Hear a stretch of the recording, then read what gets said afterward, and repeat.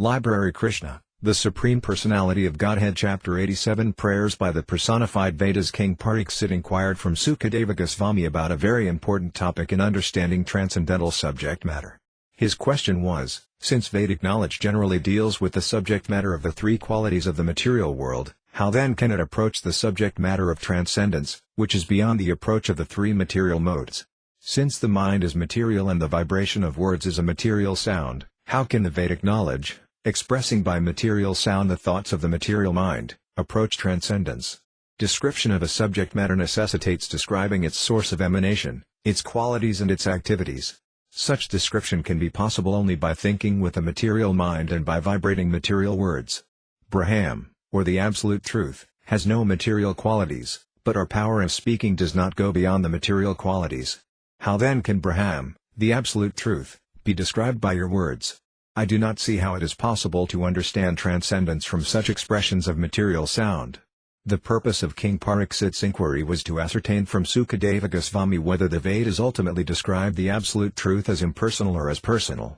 Understanding of the Absolute Truth progresses in three features: impersonal Brahman, Paramatma localized in everyone's heart, and, at last, the Supreme Personality of Godhead, Krishna.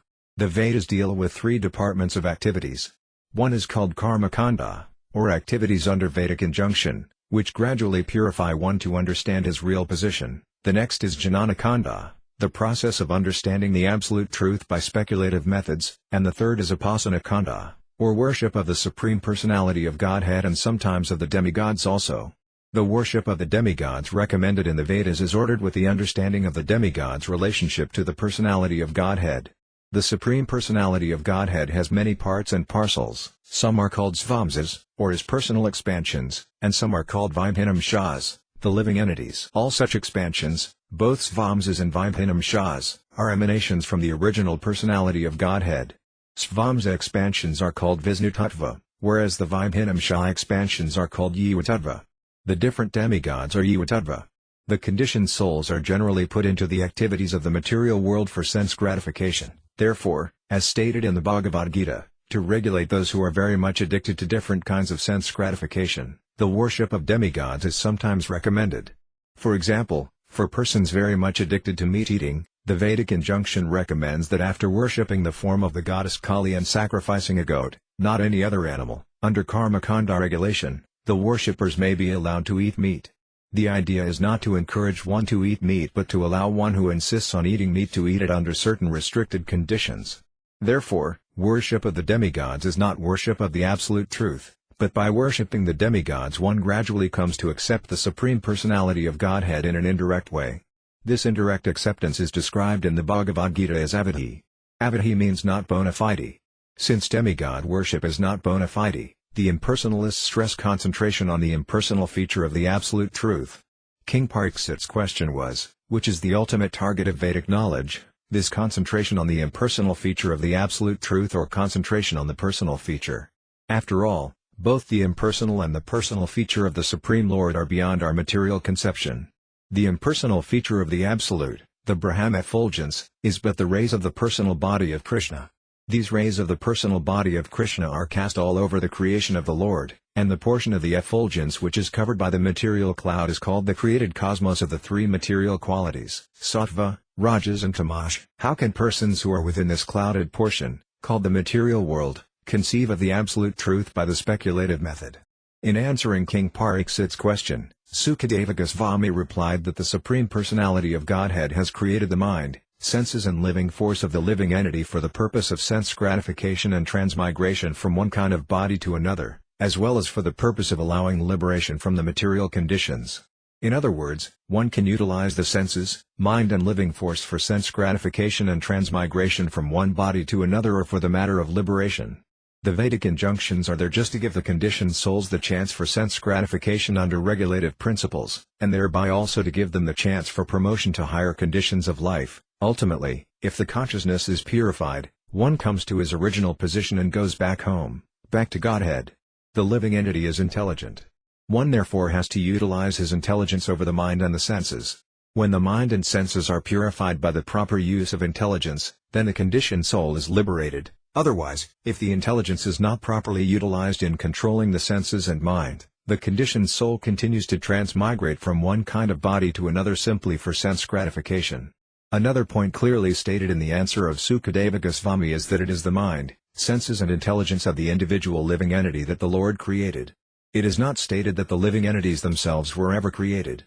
Just as the shining particles of the sun's rays always exist with the sun, the living entities exist eternally as parts and parcels of the Supreme Personality of Godhead.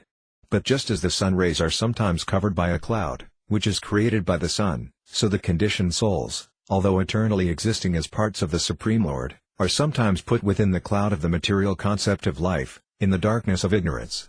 The whole Vedic process is to alleviate the darkened condition. Ultimately, when the senses and mind of the conditioned being are fully purified, he comes to his original position, called Krishna consciousness, and that is liberation. In the Vedanta Sutara, the first Sutara, or code, questions about the absolute truth. Athato Brahmajinasa, what is the nature of the absolute truth? The next sutra answers that the nature of the absolute truth is that he is the origin of everything. Whatever we experience, even in this material condition of life, is but an emanation from him. The absolute truth created the mind, senses and intelligence. This means that the absolute truth is not without mind, intelligence and senses. In other words, he is not impersonal. The very word created means that he is transcendental intelligence. For example, when a father begets a child, the child has senses because the father also has senses. The child is born with hands and legs because the father also has hands and legs. Sometimes it is said that man is made after the image of God. The absolute truth is therefore the Supreme Personality, with transcendental mind, senses and intelligence. When one's mind, intelligence and senses are purified of material contamination, one can understand the original feature of the absolute truth as a person. The Vedic process is to promote the conditioned soul gradually from the mode of ignorance to the mode of passion, and from the mode of passion to the mode of goodness. In the mode of goodness there is sufficient light for understanding things as they are. For example, from earth a tree grows, and from the wood of the tree, fire is ignited. In that igniting process we first of all find smoke, and the next stage is heat, and then fire. When there is actually fire, we can utilize it for various purposes, therefore, fire is the ultimate goal. Similarly, in the gross material stage of life the quality of ignorance is very prominent. Dissipation of this ignorance takes place in the gradual progress of civilization from the barbarian stage to civilized life, and when one comes to the stage of civilized life he is said to be in the mode of passion. In the barbarian stage, or in the mode of ignorance, the senses are gratified in a very crude way, whereas in the mode of passion, or in civilized life, the senses are gratified in a polished manner. But when one is promoted to the mode of goodness, one can understand that the senses and the mind are engaged in material activities only due to being covered by perverted consciousness. When this perverted consciousness is gradually transformed into Krishna consciousness, then the path of liberation is opened.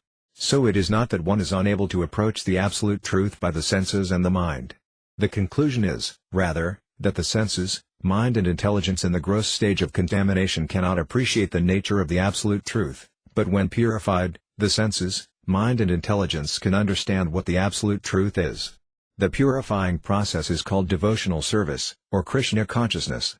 In the Bhagavad Gita it is clearly stated that the purpose of Vedic knowledge is to understand Krishna, and that Krishna is understood by devotional service, beginning with the process of surrender.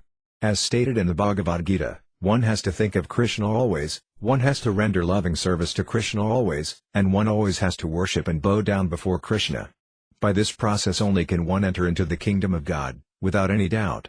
One who is enlightened in the mode of goodness by the process of devotional service is freed from the modes of ignorance and passion. In answering King Parikshit's question, Sukadeva Goswami used the word Atman, which indicates the stage of Brahminical qualification in which one is allowed to study the Vedic literatures known as the Upanishads. The Upanishads describe in different ways the transcendental qualities of the Supreme Lord. The Absolute Truth, the Supreme Lord, is called Nirguna. That does not mean he has no qualities. It is only because he has qualities that the conditioned living entities can have qualities. The purpose of studying the Upanishads is to understand the transcendental qualities of the Absolute Truth, as opposed to the material qualities of ignorance, passion and goodness. That is the way of Vedic understanding. Great sages like the four Kumaras, headed by Sanaka, followed these principles of Vedic knowledge and came gradually from impersonal understanding to the platform of personal worship of the Supreme Lord. It is therefore recommended that we must follow the great personalities. Sukadeva Goswami is also one of the great personalities, and his answer to the inquiry of Maharaja Parikshit is authorized. One who follows in the footsteps of such great personalities surely walks very easily on the path of liberation and ultimately goes back home, back to Godhead. That is the way of perfecting this human form of life. Sukadeva Goswami continued to speak to Pariksit Maharaja. "My dear king," he said, "in this regard I shall narrate a nice story. This story is important because it is in connection with Narayana, the Supreme Personality of Godhead. This narration is a conversation between Narayana RSI and the great sage Narada. Narayana RSI still resides in Bhaktivedanta and is accepted as an incarnation of Narayana. Bhaktivedanta is situated in the northernmost part of the Himalayan mountains and is always covered with snow. Religious Indians still go to visit this place during the summer season, when the snowfall is not very severe. Once when Narada, the great devotee and ascetic among the demigods, was traveling among different planets, he desired to meet the ascetic Narayana personally in Bhaktivedanta and offer him respects. This great sage incarnation of Godhead, Narayana RSI, has been undergoing great penances and austerities from the very beginning of the creation to teach the inhabitants of Bharatavarsa how to attain the highest perfectional stage of going back to Godhead. His austerities and penances are exemplary practices for the human being. The incarnation of God Narayana RSI was sitting among many devotees in the village known as Kalapa Grama. Of course, these were not ordinary sages sitting with him, and the great sage Narada also appeared there. After offering his respects to Narayana RSI, Narada asked him exactly the same question King Pariksit asked Sukadeva Goswami. Then the RSI answered by following in the footsteps of his predecessors. He narrated a story of how the same question had been discussed on the planet known as Janalika, which is above the Svargalika planets, such as the Moon and Venus. On this planet, great sages and saintly persons live, and they once discussed the same point regarding the understanding of Brahman and his real identity. The great sage Narayana began to speak. "My dear Narada," he said, "I shall tell you a story which took place long, long ago. There was a great meeting of the denizens of the heavenly planets, and almost all the important Brahmacharis, such as the four Kumaras, Sanandana, Sanaka, Sanatana and Sanat Kumara, attended. Their discussion was on the subject matter of understanding the absolute truth, Brahman. You were not present at that meeting because you had gone to see my expansion Anuruddha, who lives on the island of Svetadvipa. In this meeting, all the great sages and Brahmacharis very elaborately discussed the point about which you have asked me, and their discussion was very interesting. It was so delicate that even the Vedas were unable to answer the intricate questions raised." Narayana RSI told Naradaji that the same question Naradaji had raised had been discussed in that meeting on Janalika. This is the way of understanding through the parampara, or disciplic succession. Maharaja Pariksit questioned Sukadeva Goswami, and Sukadeva Goswami referred the matter to Narada, who had in the same way questioned Narayana RSI, who had put the matter to still higher authorities on the planet of Janalika, where it was discussed among the great Kumaras, Sanatana, Sanaka, Sanandana and Sanat Kumara. These four Brahmacharis, the Kumaras, are recognized scholars in the Vedas and other sastras. Their unlimited volumes of knowledge, backed by austerities and penances, are exhibited by their sublime, ideal character. They are very amiable and gentle in behavior, and for them there is no distinction between friends, well-wishers and enemies. Being transcendentally situated, such personalities as the Kumaras are above all material considerations and are always neutral in respect to material dualities. In the discussions held among the four brothers, one of them, namely Sanandana, was selected to speak, and the other brothers became the audience to hear him. Sanandana said, "After the dissolution of the whole cosmic manifestation, the entire energy and the whole creation in its nucleus form enter into the body of Garbhodakasaya Vishnu. The Lord at that time remains asleep for a long, long time, and when there is again necessity of creation, the Vedas personified assemble around the Lord and begin to glorify him, describing his wonderful transcendental pastimes, exactly like servants of a king. When the king is asleep in the morning, the appointed reciters come around his bedroom and begin to sing of his chivalrous activities, and while hearing of his glorious activities, the king gradually awakens. The Vedic reciters, or the personified Vedas, sing thus, O unconquerable Lord, you are the Supreme Personality. No one is equal to you or greater than you. No one can be more glorious in his activities. All glories unto you.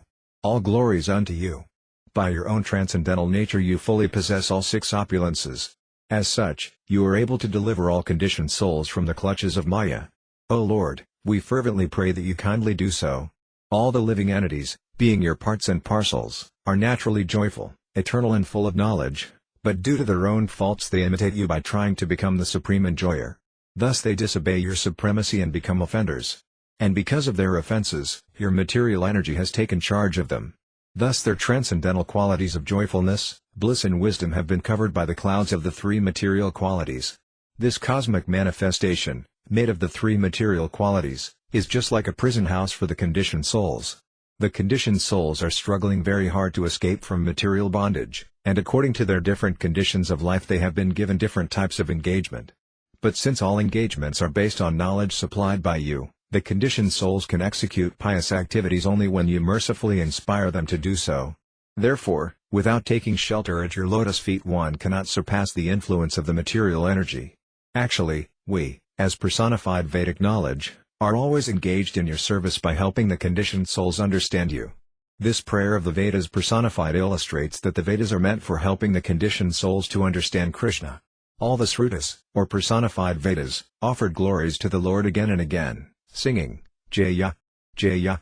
This indicates that the Lord is the most glorious. Of all his glories, the most important is his causeless mercy upon the conditioned souls in reclaiming them from the clutches of Maya. There are unlimited numbers of living entities in different varieties of bodies, some moving and some standing in one place, and the conditioned life of these living entities is due only to their forgetfulness of their eternal relationship with the Supreme Personality of Godhead. When the living entity wants to lord it over the material energy by imitating the position of Krishna, he is immediately captured by the material energy and, according to his desire, is offered one variety of the 8,400,000 different kinds of bodies. Although undergoing the threefold miseries of material existence, the illusioned living entity falsely thinks himself the master of all he surveys. Under the spell of the material energy, represented by the threefold material qualities, the living entity is so entangled that he is not at all able to become free unless he is graced by the Supreme Lord. The living entity cannot conquer the influence of the material modes of nature by his own endeavor, but because material nature is working under the control of the Supreme Lord, the Lord is beyond its jurisdiction. Except for him, all living entities, from Brahma down to the ant, are conquered by the contact of material nature. Because the Lord possesses in full the six opulences of wealth, strength, fame, beauty, knowledge and renunciation, he alone is beyond the spell of material nature. Unless the living entity is situated in Krishna consciousness, he cannot approach the Supreme Personality of Godhead. Yet the Lord, by his omnipotency, can dictate from within as the supersoul how a living entity can gradually come to him even while performing his ordinary work. As the Lord advises in the Bhagavad Gita, whatever you do it for me, whatever you eat, first offer it to me, whatever charity you want to give, first give it to me, and whatever austerities and penances you want to perform them for me. In this way the karmas are directed gradually to develop Krishna consciousness. Similarly, Krishna directs the philosophers to approach him gradually by discriminating between Brahma and Maya, for at last, when one is mature in knowledge, he surrenders unto Krishna. As Krishna says in the Bhagavad Gita, after many, many births, the wise philosopher surrenders unto me. The yogis are also directed to concentrate their meditation upon Krishna within the heart, and by such a continuous process of Krishna consciousness they can also become free from the clutches of the material energy. The devotees, however, are engaged in devotional service with love and affection from the very beginning, and therefore the Lord personally directs them so that they can approach him without difficulty or deviation. This is stated in the Bhagavad Gita. Only by the grace of the Lord can the living entity understand the exact position of Brahman, Paramatma, and Bhagavan. The statements of the personified Vedas give clear evidence that the Vedic literature is presented only for understanding Krishna. The Bhagavad Gita confirms that through all the Vedas it is Krishna alone who has to be understood. Krishna is always enjoying, either in the material world or in the spiritual world, because he is the supreme enjoyer. For him there is no distinction between the material and spiritual worlds. The material world is an impediment for the ordinary living entities because they are under its control, but Krishna, being the controller of the material world, has nothing to do with the impediments it offers. Therefore, in different parts of the Upanishads, the Vedas declare, the Supreme Brahman is eternal, full of all knowledge and all bliss. That one Supreme Personality of Godhead exists in the heart of every living entity. Because of his all-pervasiveness, he is able to enter not only into the hearts of the living entities, but even into the atoms also. As the Supersoul, he is the controller of all activities of the living entities. He lives within all of them and witnesses their actions, allowing them to act according to their desires and also giving them the results of their different activities. He is the living force of all things, but he is transcendental to the material qualities. He is omnipotent, he is expert in manufacturing everything, and on account of his superior, natural knowledge, he can bring everyone under his control. As such, he is everyone's master. He is sometimes manifest on the surface of the globe, but he is simultaneously within all matter. Desiring to expand himself in multi-forms, he glanced over the material energy, and thus innumerable living entities became manifest. Everything is created by his superior energy, and everything in his creation appears to be perfectly done, without deficiency. Those who aspire for liberation from this material world must therefore worship the Supreme Personality of Godhead, the ultimate cause of all causes. He is just like the total mass of earth, from which varieties of earthly pots are manufactured. The pots are made of earthly clay, they rest on earth, and after being destroyed, their elements ultimately merge back into earth, the original cause of all varieties of manifestation. Employing this analogy of Brahman with earth, the impersonalists especially stress the Vedic statement Sarvam Kalvidam Brahma, everything is Brahman. The impersonalists do not take into account the varieties of manifestation emanating from the supreme cause, Brahman. They simply consider that everything emanates from Brahman and after destruction merges into Brahman, and that the intermediate stage of manifestation is also Brahman. But although the Mayavadis believe that prior to its manifestation the cosmos was in Brahman, after creation it remains in Brahman, and after destruction it merges into Brahman, they do not know what Brahman is. The Brahma Samhita, however, clearly describes Brahman, the living entities, space, time and the material elements like fire, earth, sky, water and mind constitute the total cosmic manifestation, known as Bhuh, Bhuva, and Sva, which is manifested by Govinda. It flourishes on the strength of Govinda and after annihilation enters into and is conserved in Govinda. Lord Brahma therefore says, I worship Lord Govinda, the original personality, the cause of all causes. The word Brahman indicates the greatest of all and the maintainer of everything. The impersonalists are attracted by the greatness of the sky, but because of their poor fund of knowledge they are not attracted by the greatness of Krishna. In our practical life, however, we are attracted by the greatness of a person and not by the greatness of a big mountain. Thus the term Brahman actually applies to Krishna only. Therefore in the Bhagavad Gita Arjuna concluded that Lord Krishna is the Para-Brahman, or the supreme resting place of everything. Krishna is the supreme Brahman because of his unlimited knowledge, unlimited potencies, unlimited strength, unlimited influence, unlimited beauty and unlimited renunciation. Ultimately, therefore, the word Brahman can be applied to Krishna only. Arjuna affirms that because the impersonal Brahman is the effulgence emanating as rays of Krishna's transcendental body, Krishna is the Para-Brahman. Everything rests on Brahman, but Brahman itself rests on Krishna. Therefore Krishna is the ultimate Brahman, or Para-Brahman. The material elements are accepted as the inferior energy of Krishna. By their interaction the cosmic manifestation takes place, rests on Krishna, and after dissolution again enters into the body of Krishna as his subtle energy. Krishna is therefore the cause of both manifestation and dissolution. Sarvam Kalvidam Brahma means that everything is Krishna in the sense that everything is his energy. That is the vision of the Mahabhagavatas. They see everything in relation to Krishna. The impersonalists argue that Krishna himself has been transformed into many and that therefore everything is Krishna and worship of anything is worship of him. This false argument is answered by Krishna in the Bhagavad Gita. Although everything is a transformation of the energy of Krishna, he is not present everywhere. He is simultaneously present and not present. By his energy he is present everywhere, but as the energetic he is not present everywhere. This simultaneous presence and non-presence is inconceivable to our present senses. But a clear explanation is given in the beginning of the Upanishad, in which it is stated that the Supreme Lord is so complete that although unlimited energies and their transformations emanate from Krishna, Krishna's personality is not in the least bit transformed. Therefore, since Krishna is the cause of all causes, intelligent persons should take shelter of his lotus feet. Krishna advises everyone just to surrender unto him alone, and that is the way of Vedic instruction. Since Krishna is the cause of all causes, he is worshipped by all kinds of sages and saints through observance of the regulative principles. As far as meditation is concerned, great personalities meditate on the transcendental form of Krishna within the heart. In this way the minds of great personalities are always engaged in Krishna. With their minds engaged in Krishna, naturally the captivated devotees simply talk of Krishna. Talking of Krishna or singing of Krishna is called Kirtana. Lord Chaitanya recommends, Kirtana Yasadahari, which means always thinking and talking of Krishna and nothing else. That is called Krishna consciousness. Krishna consciousness is so sublime that anyone who takes to this process is elevated to the highest perfection of life, far, far beyond the concept of liberation. In the Bhagavad Gita, therefore, Krishna advises everyone always to think of him, render devotional service to him, worship him and offer obeisances to him. In this way a devotee becomes fully Krishnaized and, being always situated in Krishna consciousness, ultimately goes back to Krishna. Although the Vedas have recommended worship of different demigods as different parts and parcels of Krishna, it is to be understood that such instructions are meant for less intelligent men who are still attracted by material sense enjoyment.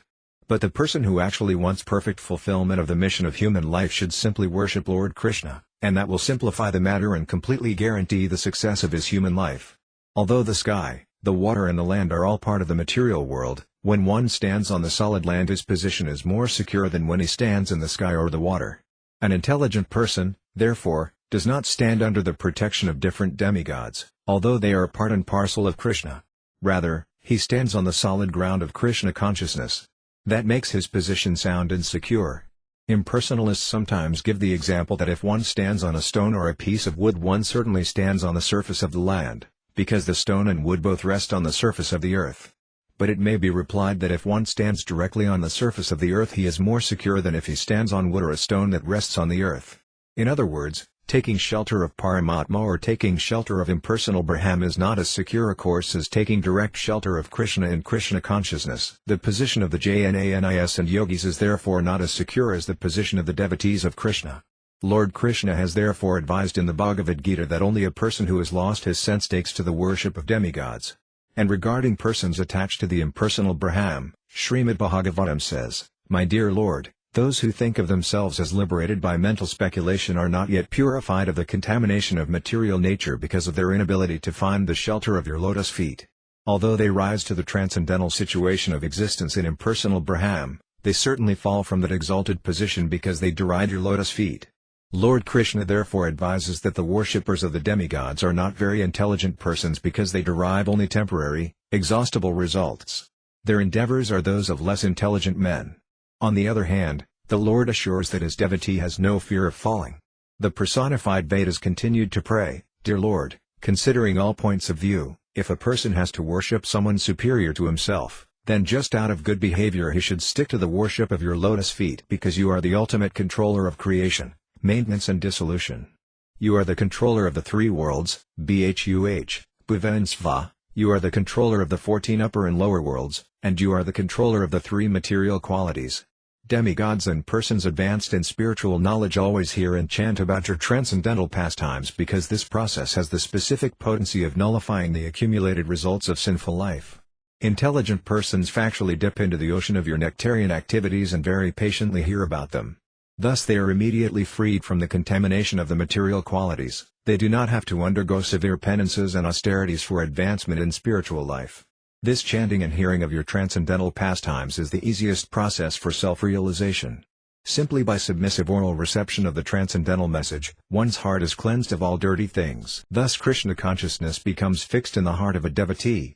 The great authority Vyāsadeva has also given the opinion that this process of chanting and hearing about the Supreme Personality of Godhead is the highest religious process.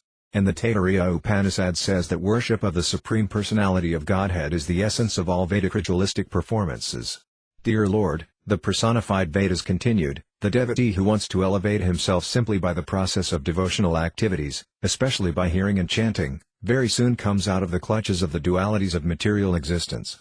By this simple process of penance and austerity, the supersoul within the devotee's heart is very pleased and gives the devotee directions so that he may go back home, back to Godhead.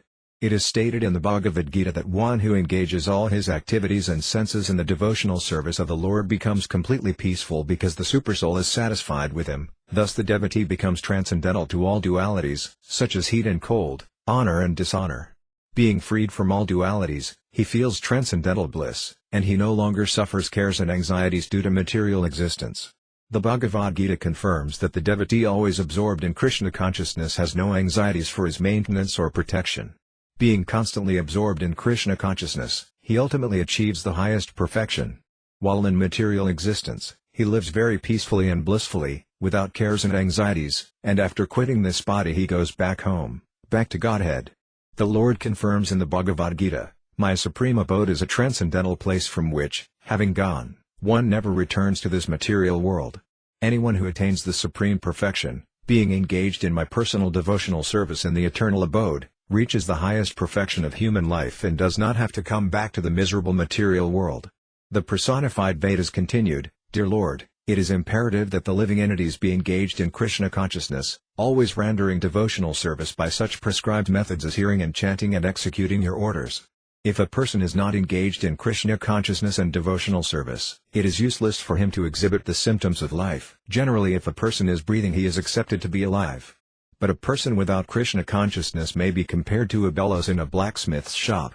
The big bellows is a bag of skin which exhales and inhales air, and a human being who simply lives within the bag of skin and bones without taking to Krishna consciousness and loving devotional service is no better than the bellows. Similarly, a non-devotee's long duration of life is compared to the long existence of a tree, his voracious eating capacity is compared to the eating of dogs and hogs, and his enjoyment in sex life is compared to that of hogs and goats. The cosmic manifestation has been made possible because of the entrance of the Supreme Personality of Godhead as Mahavishnu within this material world. The total material energy is agitated by the glance of Mahavishnu, and only then does the interaction of the three material qualities begin. Therefore it should be concluded that whatever material facilities we are trying to enjoy are available only due to the mercy of the Supreme Personality of Godhead. Within the body there are 5 different departments of existence, known as Annamaya, Pranamaya, Manomaya, Vijnanamaya and, at last, Anandamaya. In the beginning of life, every living entity is food conscious. A child or an animal is satisfied only by getting nice food. This stage of consciousness, in which the goal is to eat sumptuously, is called Annamaya. Anna means food. After this one lives in the consciousness of being alive. If one can continue his life without being attacked or destroyed, one thinks himself happy. This stage is called Pranamaya, or consciousness of one's existence. After this stage, when one is situated on the mental platform, his consciousness is called Manomaya. The materialistic civilization is primarily situated in these 3 stages, Annamaya, Pranamaya and Manomaya. The first concern of civilized persons is economic development, the next concern is defense against being annihilated, and the next consciousness is mental speculation, the philosophical approach to the values of life. If by the evolutionary process of philosophical life one happens to reach the platform of intellectual life and understands that he is not this material body but a spiritual soul, he is situated in the Vijnanamaya stage. Then, by evolution in spiritual life, he comes to the understanding of the Supreme Lord, or the Supreme Soul. When one develops his relationship with him and executes devotional service, that stage of life is called Krishna consciousness, the Anandamaya stage. Anandamaya is the blissful life of knowledge and eternity. As it is said in the Vedanta Sutta, Anandamayo Vyāsadeva. The Supreme Brahman and the subordinate Brahman, or the Supreme Personality of Godhead and the living entities, are both joyful by nature. As long as the living entities are situated in the lower 4 stages of life, Annamaya, Pranamaya, Manomaya and Vijnanamaya, they are considered to be in the material condition of life, but as soon as one reaches the stage of Anandamaya, he is a liberated soul. This Anandamaya stage is explained in the Bhagavad Gita as the Brahma-bhuta stage. There it is said that in the Brahma-bhuta stage of life there is no anxiety and no hankering. This stage begins when one is equally disposed toward all living entities, and it then expands to the stage of Krishna consciousness, in which one always hankers to render service unto the Supreme Personality of Godhead. This hankering for advancement in devotional service is not the same as hankering for sense gratification in material existence. In other words, hankering remains in spiritual life, but it becomes purified.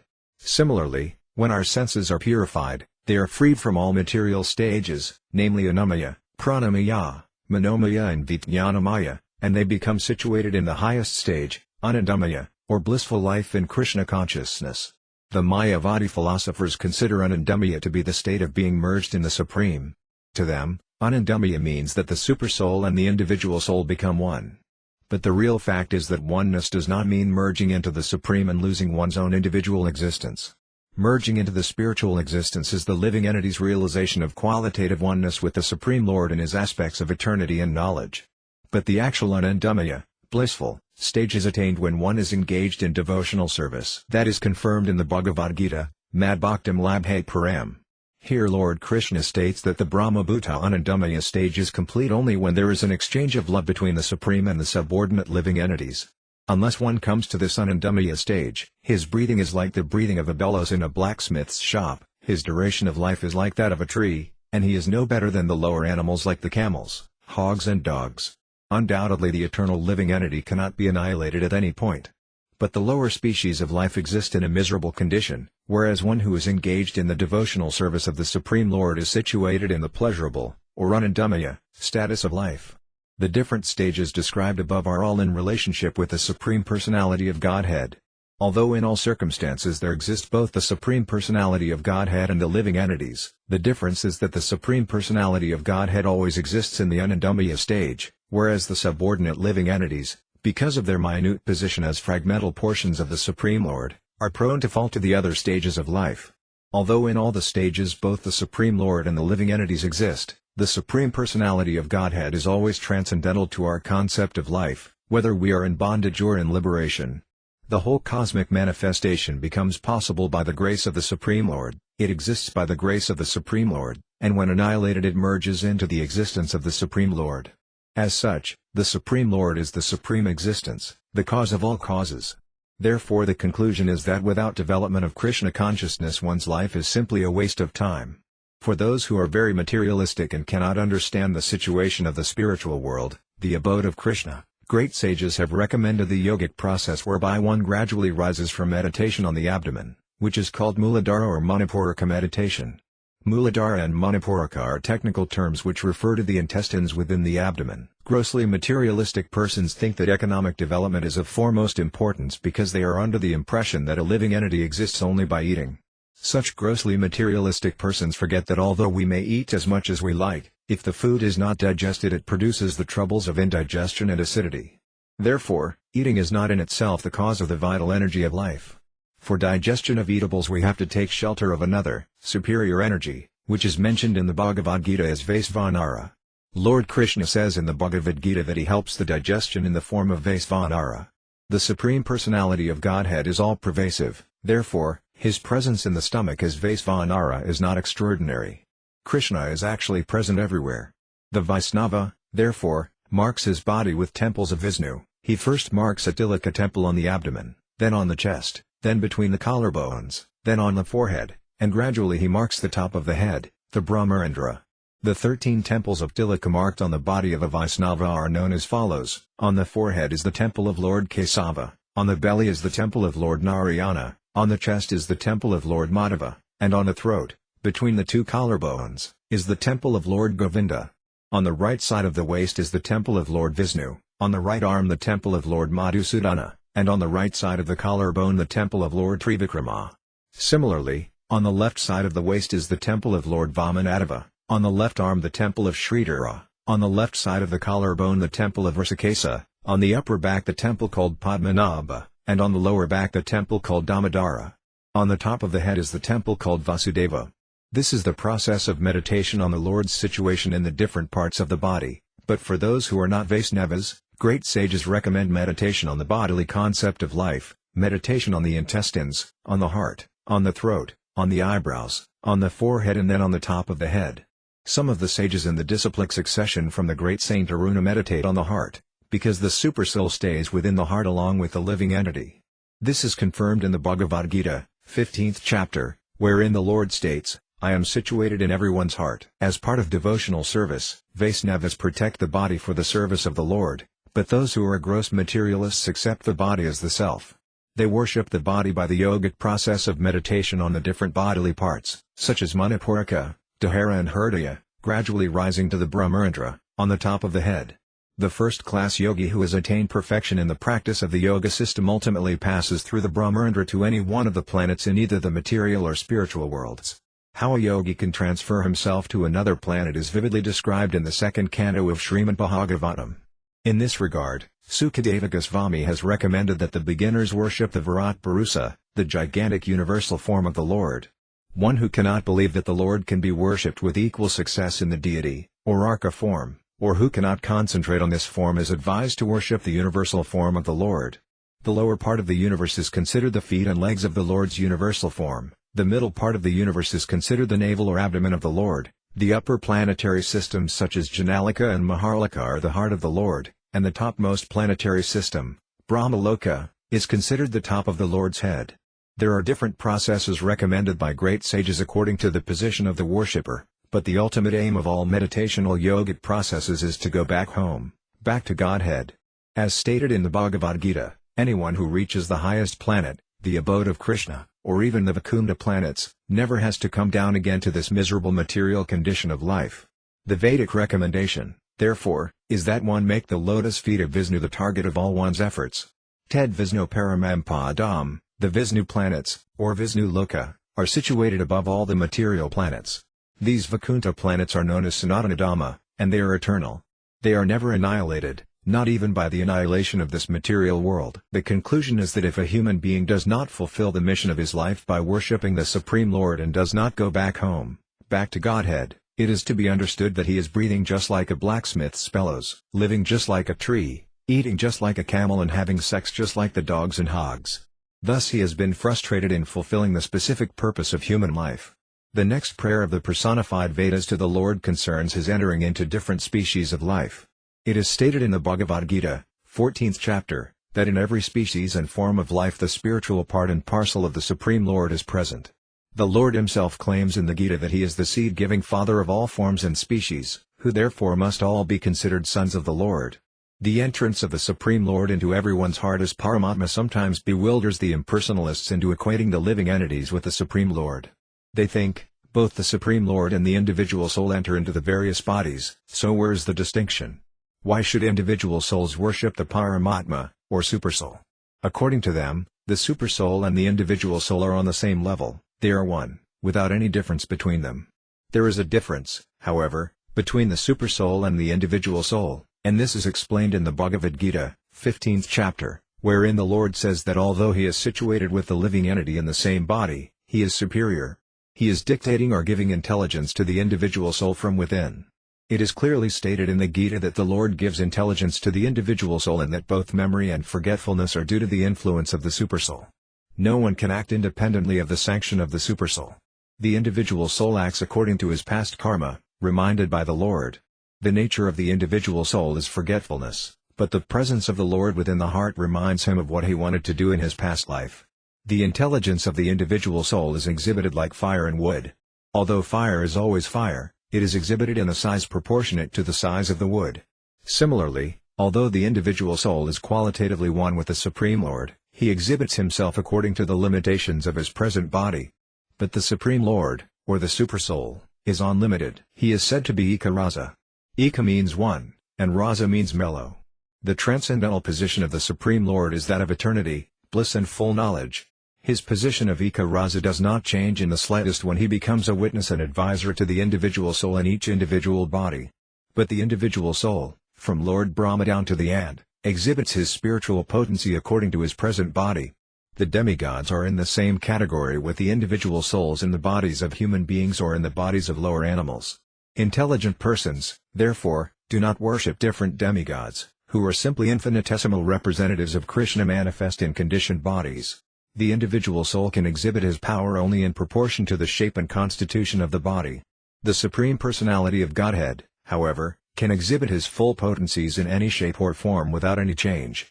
The Mayavadi philosopher's thesis that God and the individual soul are one and the same cannot be accepted because the individual soul has to develop his power according to the development of different types of bodies. The individual soul in the body of a baby cannot show the full power of a grown man, but the Supreme Personality of Godhead, Krishna, even when lying on the lap of his mother as a baby, could exhibit his full power by killing Putana and other demons who attacked him.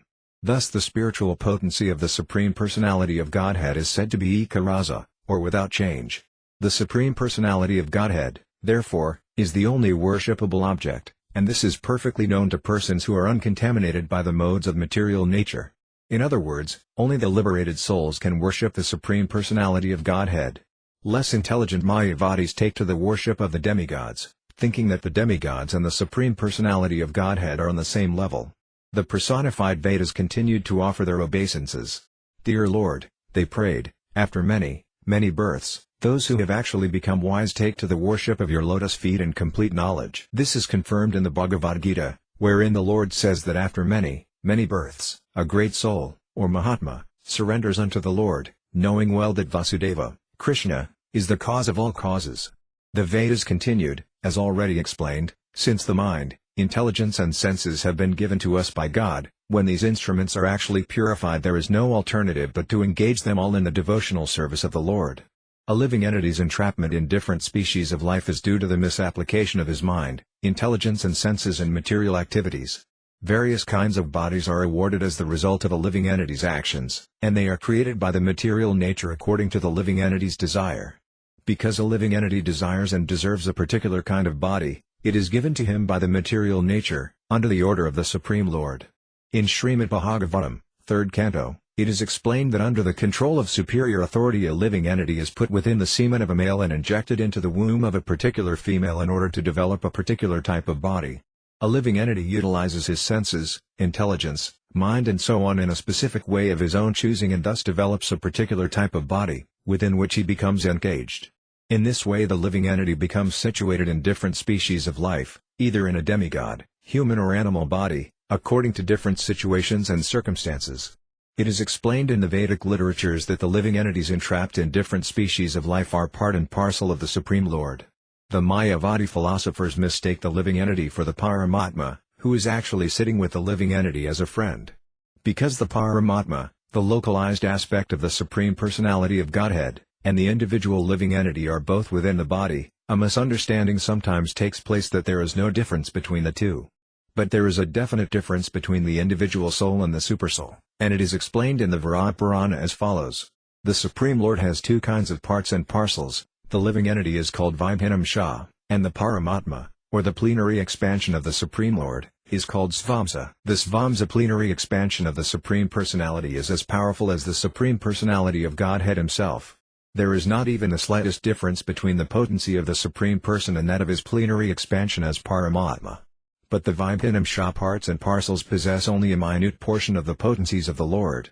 The Narada Pankaratra states that the living entities, who are the marginal potency of the Supreme Lord, are undoubtedly of the same quality of spiritual existence as the Lord himself, but they are prone to be tinged with the material qualities.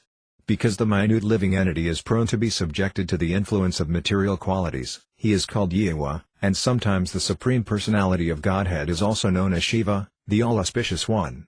So the difference between Shiva and Jiva is that the all-auspicious personality of Godhead is never affected by the material qualities, whereas the minute portions of the Supreme Personality of Godhead are prone to be affected by the qualities of material nature. The supersoul within the body of a particular living entity, being a plenary portion of the Lord, is worshipable by the individual living entity. Great sages have therefore concluded that the process of meditation is designed so that the individual living entity may concentrate his attention on the lotus feet of the supersoul form, Vishnu. That is real samadhi. The living entity cannot be liberated from material entanglement by his own effort. He must therefore take to the devotional service of the lotus feet of the Supreme Lord, or the supersoul within himself. Sridhara Swami, the great commentator on Śrīmad-Bhāgavatam, has composed a nice verse in this regard, the meaning of which is as follows: My dear Lord, I am eternally a part of you, but I have been entrapped by the material potencies, which are also an emanation from you. As the cause of all causes, you have entered my body as the supersoul, and I have the prerogative of enjoying the supreme blissful life of knowledge along with you. Therefore, my dear Lord, please order me to render you loving service so that I can again be brought to my original position of transcendental bliss. Great personalities understand that a living entity entangled in this material world cannot be freed by his own efforts. With firm faith and devotion, such great personalities engage themselves in rendering transcendental loving service to the Lord. That is the verdict of the Personified Vedas. The Personified Vedas continued, Dear Lord, it is very difficult to achieve perfect knowledge of the absolute truth. Your Lordship is so kind to the fallen souls that you appear in different incarnations and execute different activities. You appear even as a historical personality of this material world, and your pastimes are very nicely described in the Vedic literatures. Such pastimes are as attractive as the ocean of transcendental bliss. People in general have a natural inclination to read narrations in which ordinary jivas are glorified, but when they become attracted by the Vedic literatures which delineate your eternal pastimes, they actually dip into the ocean of transcendental bliss. As a fatigued man feels refreshed by dipping into a reservoir of water, so the conditioned soul who is very much disgusted with material activities becomes refreshed and forgets all the fatigue of material activities simply by dipping into the transcendental ocean of your pastimes. And eventually he merges into the ocean of transcendental bliss. The most intelligent devotees, therefore, do not take to any means of self-realization except devotional service and constant engagement in the 9 different processes of devotional life, especially hearing and chanting. When hearing and chanting about your transcendental pastimes, Your devotees do not care even for the transcendental bliss derived from liberation or from merging into the existence of the Supreme. Such devotees are not interested even in so-called liberation, and they certainly have no interest in material activities for elevation to the heavenly planets for sense gratification. Pure devotees seek only the association of paramamsas, or great liberated devotees, so that they can continuously hear and chant about your glories. For this purpose the pure devotees are prepared to sacrifice all comforts of life, even giving up the material comforts of family life and so-called society, friendship and love. Those who have tasted the nectar of devotion by relishing the transcendental vibration of chanting your glories, Hare Krishna, Krishna Krishna, Hare Rama, Rama Rama, Hare, do not care for any other spiritual bliss or for material comforts, which appear to the pure devotee as less important than the straw in the street. The personified Vedas continued, Dear Lord, when a person is able to purify his mind, senses and intelligence by engaging himself in devotional service in full Krishna consciousness, his mind becomes his friend. Otherwise, his mind is always his enemy. When the mind is engaged in the devotional service of the Lord, it becomes the intimate friend of the living entity because the mind can then think of the Supreme Lord always. Your Lordship is eternally dear to the living entity, so when the mind is engaged in thought of you one immediately feels the great satisfaction for which he has been hankering life after life. When one's mind is thus fixed on the lotus feet of the Supreme Personality of Godhead, one does not take to any kind of inferior worship or inferior process of self-realization. By attempting to worship a demigod or by taking to any other process of self-realization, the living entity becomes a victim of the cycle of birth and death, and no one can estimate how much the living entity is degraded by entering abominable species of life such as cats and dogs. Srinathama Dasa Thakura has sung that persons who do not take to the devotional service of the Lord but are attracted to the process of philosophical speculation and fruitive activities drink the poisonous results of such actions. Such persons eat all kinds of obnoxious things, such as meat, and take pleasure in alcohol and other intoxicants, and after death they are forced to take birth in lower species of life. Materialistic persons generally worship the transient material body and forget the welfare of the spirit soul within the body. Some take shelter of materialistic science to improve bodily comforts, and some take to the worship of demigods to be promoted to the heavenly planets. Their goal in life is to make the material body comfortable, but they forget the interest of the spirit soul. Such persons are described in the Vedic literature as suicidal, because attachment for the material body and its comforts forces the living entity to wander through the process of birth and death perpetually and suffer the material pangs as a matter of course. The human form of life is a chance for one to understand his position. Therefore the most intelligent person takes to devotional service just to engage his mind, senses and body in the service of the Lord without deviation. The personified Vedas continued, Dear Lord, there are many mystic yogis who are very learned and deliberate in achieving the highest perfection of life. They engage themselves in the yogic process of controlling the life air within the body. Concentrating the mind upon the form of Vishnu and controlling the senses very rigidly, they practice the yoga system, but even after much laborious austerity, penance and regulation, they achieve the same destination as persons inimical toward you. In other words, both the yogis and the great, wise philosophical speculators ultimately attain the impersonal Brahma effulgence, which is automatically attained by the demons who are regular enemies of the Lord. Demons like Kamsa, Sisapala and Danavakra attain the Brahma effulgence because they constantly meditate upon the Supreme Personality of Godhead out of enmity. The real point is to concentrate the mind on the Supreme Personality of Godhead. Women such as the Gopas were attached to Krishna, being captivated by his beauty, and their mental concentration on Krishna was provoked by lust.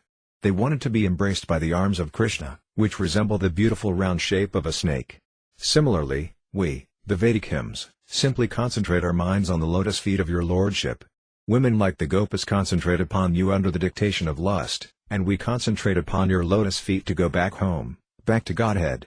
Your enemies also concentrate upon you, thinking always of how to kill you, and yogis undertake great penances and austerities just to attain your impersonal effulgence. All these different persons, although concentrating their minds in different ways, achieve spiritual perfection according to their different perspectives because you, O Lord, are equal to all your devotees. Sridhar Swami has composed a nice verse in this regard, My dear Lord, to be engaged always in thinking of your lotus feet is very difficult. It is possible for great devotees who have already achieved love for you and are engaged in transcendental loving service. My dear Lord, I wish that my mind may also be fixed somehow or other on your lotus feet, at least for some time. The attainment of spiritual perfection by different spiritualists is explained in the Bhagavad Gita, wherein the Lord says that He grants the perfection the devotee desires in proportion to the devotee's surrender unto Him.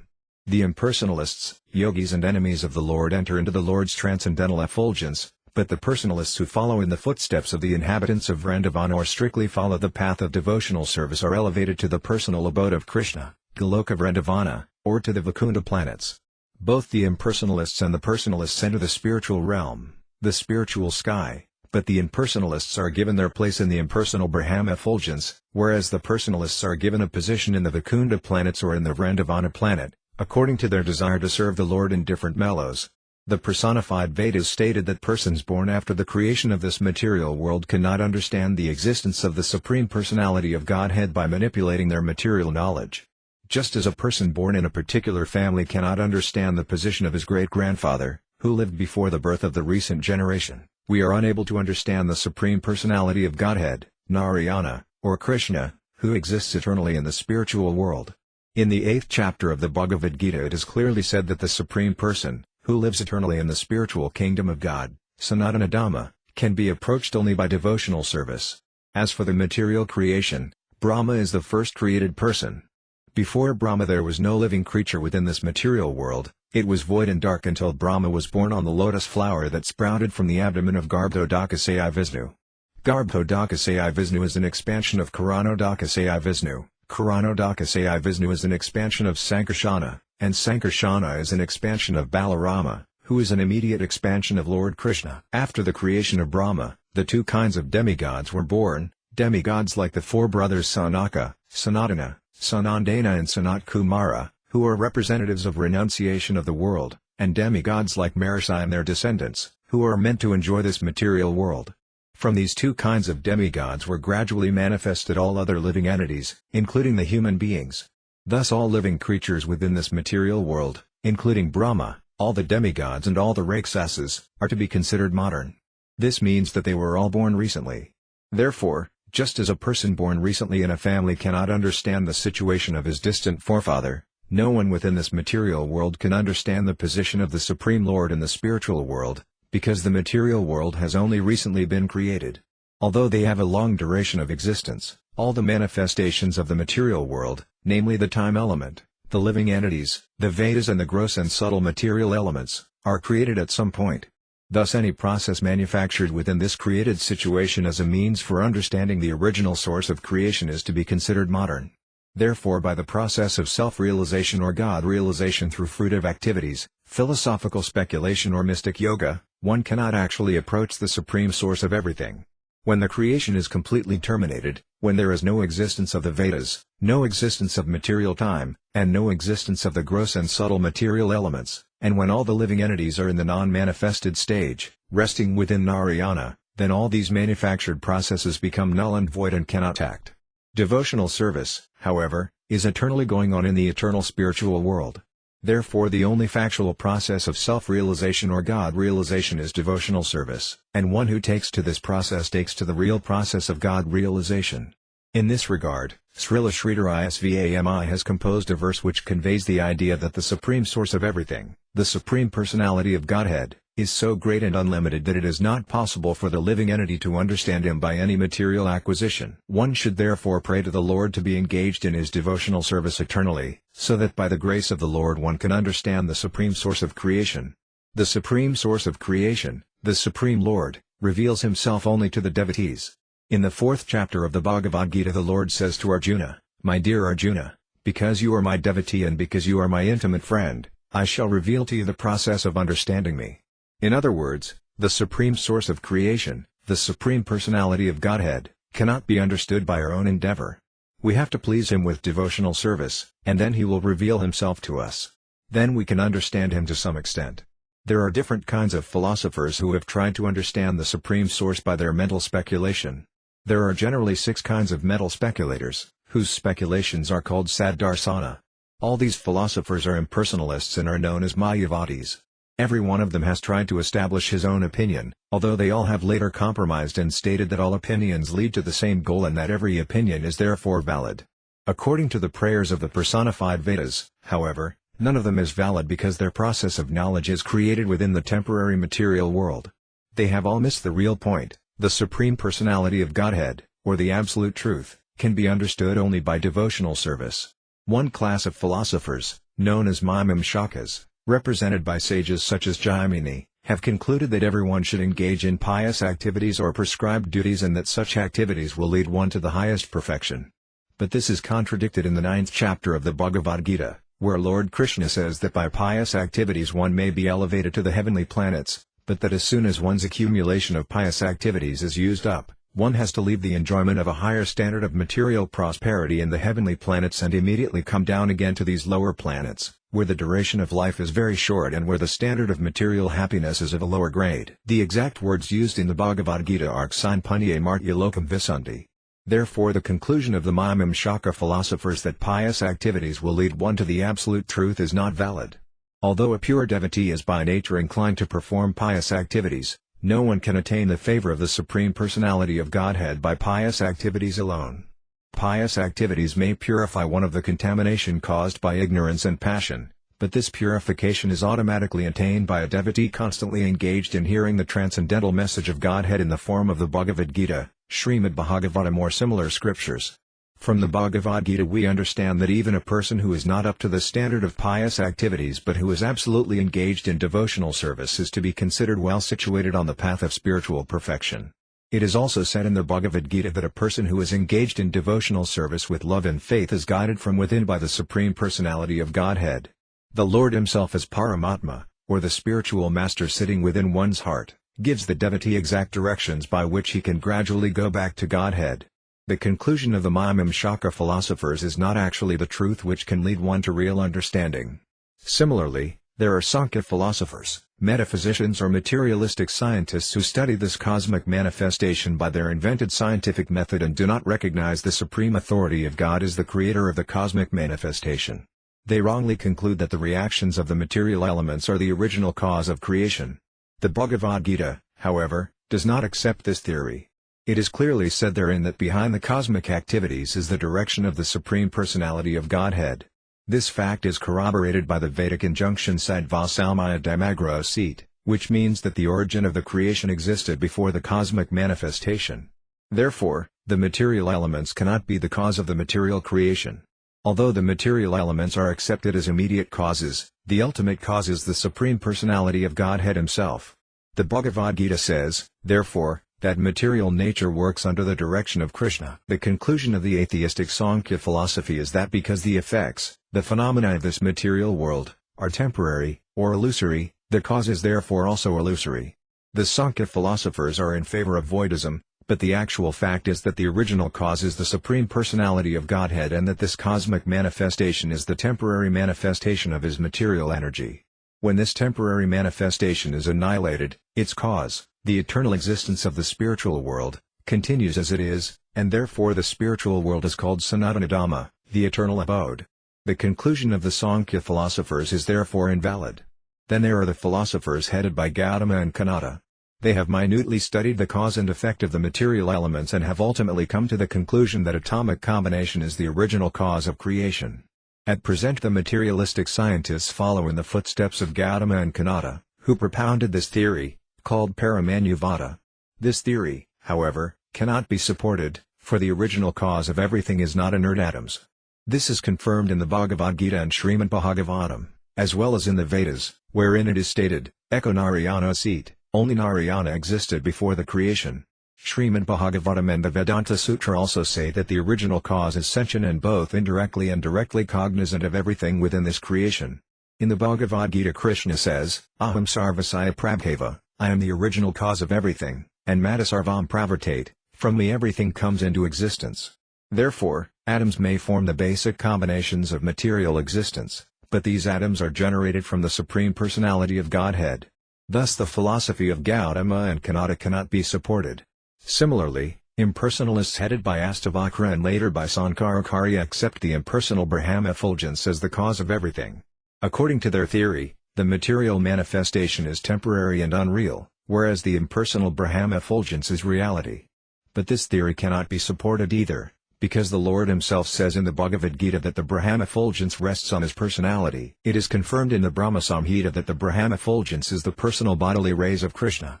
As such, impersonal Brahman cannot be the original cause of the cosmic manifestation. The original cause is the all-perfect, sentient personality of Godhead, Govinda. The most dangerous theory of the impersonalists is that when God comes as an incarnation he accepts a material body created by the three modes of material nature. This Mayavada theory has been condemned by Lord Chaitanya as most offensive. He has said that anyone who accepts the transcendental body of the personality of Godhead to be made of material nature commits the greatest offense at the lotus feet of Vishnu. Similarly, the Bhagavad Gita also states that when the personality of Godhead descends in a human form, only fools and rascals deride him. This actually occurred when Lord Krishna, Lord Rama and Lord Chaitanya moved within human society as human beings. The personified Vedas condemn the impersonal conception as a gross misrepresentation. In the Brahma Samhita, the body of the Supreme Personality of Godhead is described as Ananda Sinmaya Rasa. The Supreme Personality of Godhead possesses a spiritual body, not a material body. He can enjoy anything through any part of his body, and therefore he is omnipotent. The limbs of a material body can perform only a particular function, for example, the hands can hold but cannot see or hear. But because the body of the Supreme Personality of Godhead is made of Ananda Sinmaya Rasa and is thus Sakshat Ananda Vigraya, he can enjoy anything and do everything with any of his limbs. Acceptance of the spiritual body of the Lord as material is dictated by the tendency to equate the Supreme Personality of Godhead with the conditioned soul. The conditioned soul has a material body. Therefore, if God also has a material body, then the impersonalistic theory that the Supreme Personality of Godhead and the living entities are one and the same can be very easily propagated. Factually, when the Supreme Personality of Godhead comes he exhibits a non-material body, and thus there is no difference between his childish body when he is lying on the lap of Mother Yasoda and his so-called grown-up body fighting with the demons. In his childhood body he also fought with demons, such as Patana, Trinavarta, and Agasura, with strength equal to that with which he fought in his youth against demons like Danavakra and Sisapala. In material life, as soon as a conditioned soul changes his body he forgets everything of his past body. But from the Bhagavad Gita we understand that because Krishna has a Sakshatananda body, he did not forget instructing the Sun God about the Bhagavad Gita millions of years ago. The Lord is therefore known as pure Sattama because he is transcendental to both material and spiritual existence. That he is the cause of all causes means that he is the cause of the spiritual world and of the material world as well. The Supreme Personality of Godhead is omnipotent and omniscient. Therefore, because a material body can be neither omnipotent nor omniscient, the Lord's body is surely not material. The Mayavada theory that the personality of Godhead comes within this material world with a material body cannot be supported by any means. It can be concluded that all the theories of the materialistic philosophers are generated from temporary, illusory existence, like the conclusions in a dream. Such conclusions certainly cannot lead us to the absolute truth. The absolute truth can be realized only through devotional service. As the Lord says in the Bhagavad Gita, Bhakti Mam Abhajanati, only by devotional service can one understand me. Śrīla Swami has composed a nice verse in this regard, which states, My dear Lord, let others engage in false argument and dry speculation, theorizing upon great philosophical theses. Let them loiter in the darkness of ignorance and delusion, falsely enjoying as if very learned scholars, although they are without knowledge of the Supreme Personality of Godhead. As far as I am concerned, I wish to be liberated simply by chanting the holy names of the all-beautiful Supreme Personality of Godhead, Madhava, Vamana, Trinayana, Sankarsana, Sripati, and Govinda. Simply by chanting your transcendental names, O Lord Madhapati, let me become free from the contamination of this material existence. In this way the personified Vedas said, Dear Lord, when a living entity, by your grace only, comes to the right conclusion about your exalted transcendental position, he no longer bothers with the different theories manufactured by the mental speculators or so-called philosophers. This is a reference to the speculative theories of Gautama, Kanada, Patanjali and Kapila, Nursvara. There are actually two Kapilas, one Kapila, the son of Kardama Muni, is an incarnation of God, and the other is an atheist of the modern age. The atheistic Kapila is often misrepresented to be the Supreme Personality of Godhead. Lord Kapila, the incarnation of Godhead, appeared as the son of Kardama Muni long ago, during the time of Svayambhuva Manu. The modern age is the age of Vāyavasvata Manu. According to Mayavada philosophy, this manifested world, or material world, is Mithya or Maya, false. The Mayavadi preaching principle is Brahma Satyam Jagan Mithya, only the Brahma effulgence is true, and the cosmic manifestation is illusory, or false.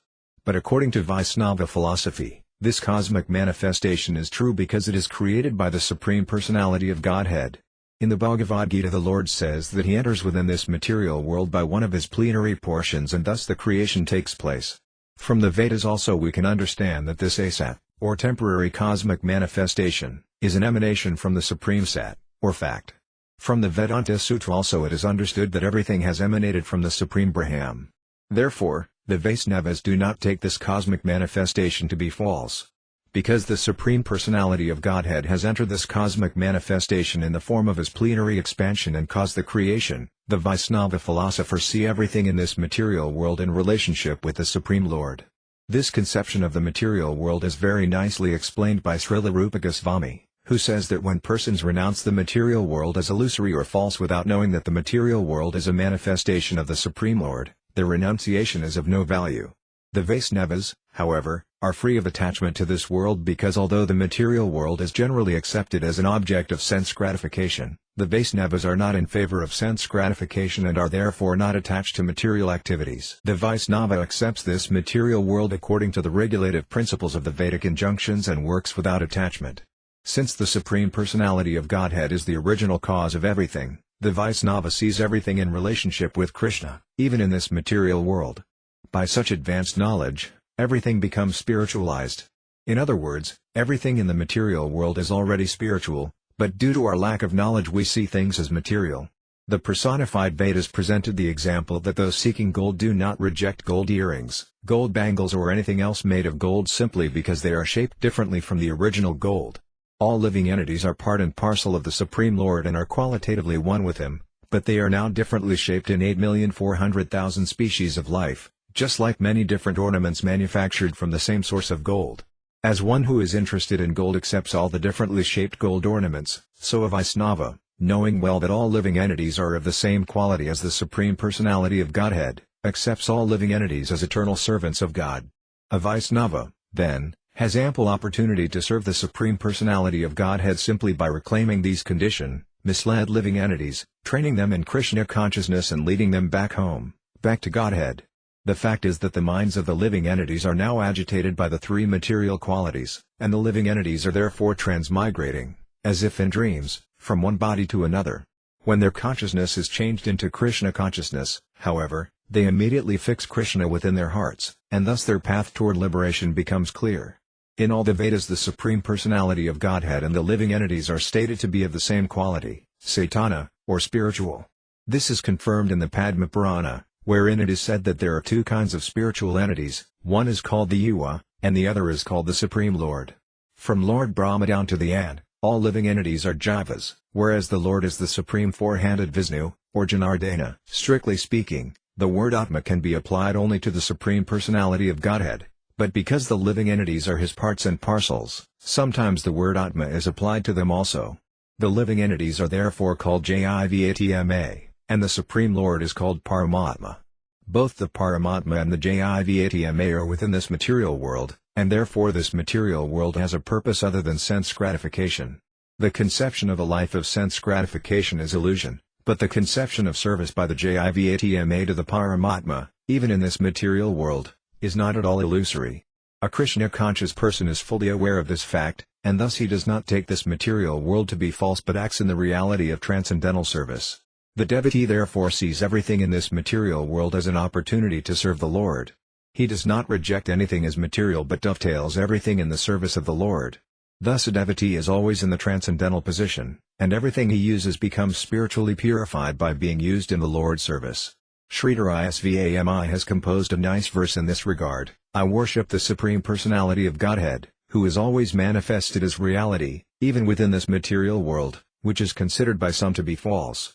The conception of the falsity of this material world is due to a lack of knowledge, but a person advanced in Krishna consciousness sees the Supreme Personality of Godhead in everything. This is actual realization of the Vedic aphorism Sarvam Kalvidam Brahma, everything is Brahman. The personified Vedas continued, Dear Lord, less intelligent men take to other ways of self-realization, but actually there is no chance of becoming purified from material contamination or of stopping the repeated cycle of birth and death unless one is a thoroughly pure devotee. Dear Lord, everything rests on your different potencies, and everyone is supported by you, as stated in the Vedas, Eko Bahunam Yovadadadi Kaman. Therefore your lordship is the supporter and maintainer of all living entities, demigods, human beings and animals. Everyone is supported by you, and you are also situated in everyone's heart. In other words, you are the root of the whole creation. Therefore those who engage in your devotional service without deviation, who always worship you, actually pour water on the root of the universal tree. By devotional service, therefore, one satisfies not only the personality of Godhead but also all others, because everyone is maintained and supported by him. Because a devotee understands the all-pervasive feature of the Supreme Personality of Godhead, he is the most practical philanthropist and altruist. Such pure devotees, thoroughly engaged in Krishna consciousness, very easily overcome the cycle of birth and death, and they as much as jump over the head of death. A devotee is never afraid of death, or changing his body. His consciousness is transformed into Krishna consciousness, and even if he does not go back to Godhead, even if he transmigrates to another material body, he has nothing to fear. A vivid example is Bharata Maharaja. Although in his next life he became a deer, in the life after that he became completely free from all material contamination and was elevated to the kingdom of God. The Bhagavad Gita affirms, therefore, that a devotee is never vanquished. A devotee's path to the spiritual kingdom, back home, back to Godhead, is guaranteed. Even though a devotee slips in one birth, the continuation of his Krishna consciousness elevates him further and further, until he goes back to Godhead. Not only does a pure devotee purify his own personal existence, but whoever becomes his disciple also becomes purified and is ultimately able to enter the kingdom of God without difficulty. In other words, not only can a pure devotee easily surpass death, but by his grace his followers can also do so without difficulty. The power of devotional service is so great that a pure devotee can electrify another person by his transcendental instruction on crossing over the ocean of nescience. The instructions of a pure devotee to his disciple are also very simple. No one feels any difficulty in following in the footsteps of a pure devotee of the Lord. Anyone who follows in the footsteps of recognized devotees, such as Lord Brahma, Lord Shiva, the Kumaras, Manu, Kapila, King Prahlada, King Janaka, Sukadeva Goswami, Yamaraja and their followers in disciplic succession, very easily finds the door of liberation open. On the other hand, those who are not devotees but are engaged in uncertain processes of self-realization, such as jnana, yoga and karma, are understood to be still contaminated. Such contaminated persons, although apparently advanced in self-realization, cannot liberate even themselves, what to speak of those who follow them.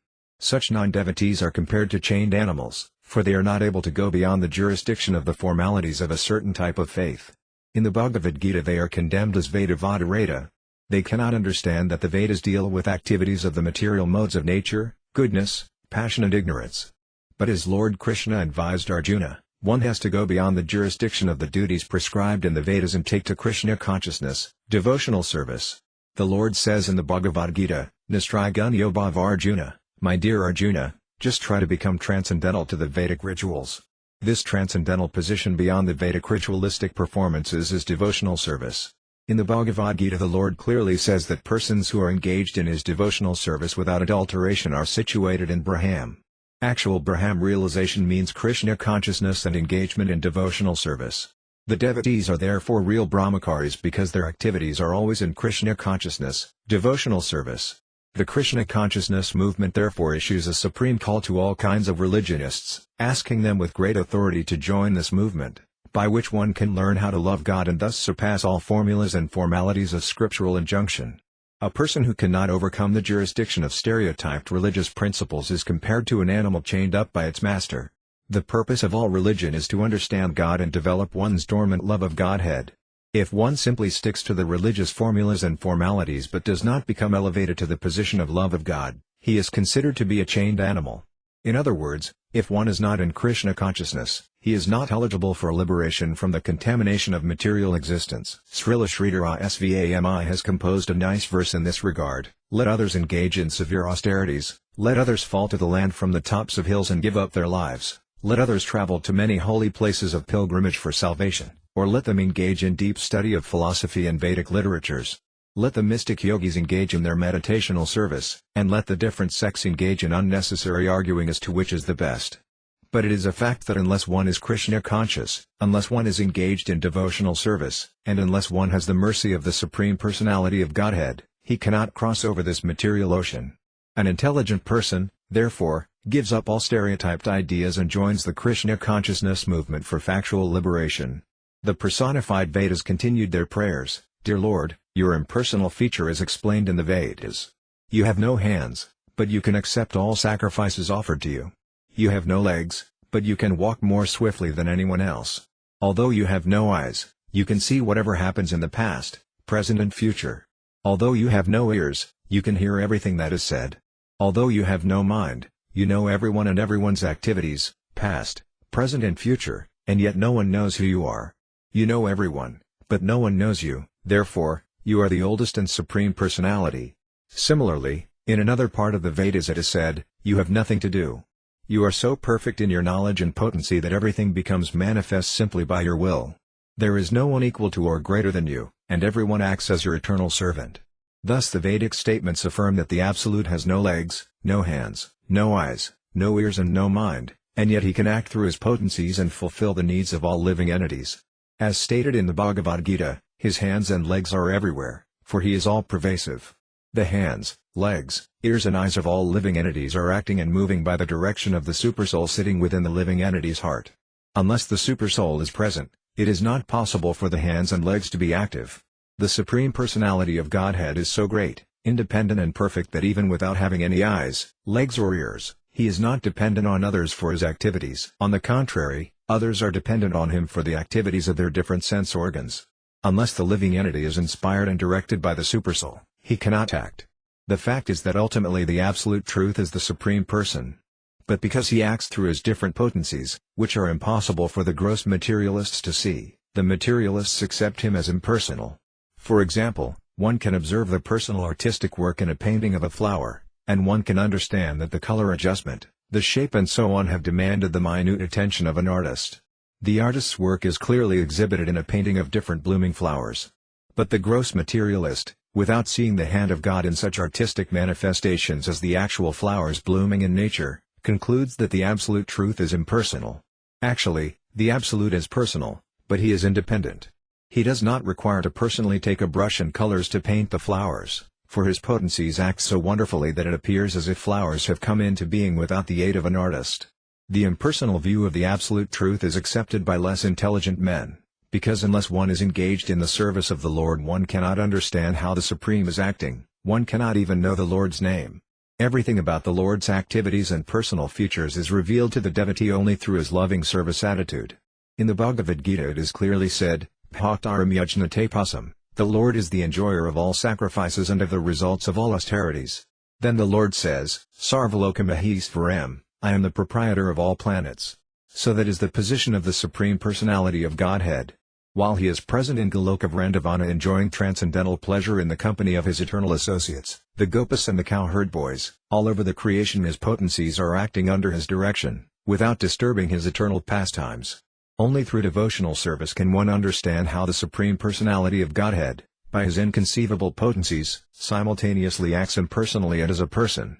He acts just like the Supreme Emperor, and many thousands of kings and chiefs work under him. The Supreme Personality of Godhead is the supreme independent controlling person, and all the demigods, including Lord Brahma, Lord Shiva, Indra, the King of Heaven, the King of the Moon Planet and the King of the Sun Planet, work under his direction. The Vedas confirm that it is out of fear of the Supreme Personality of Godhead that the sun is shining, the wind is blowing, and fire is distributing heat.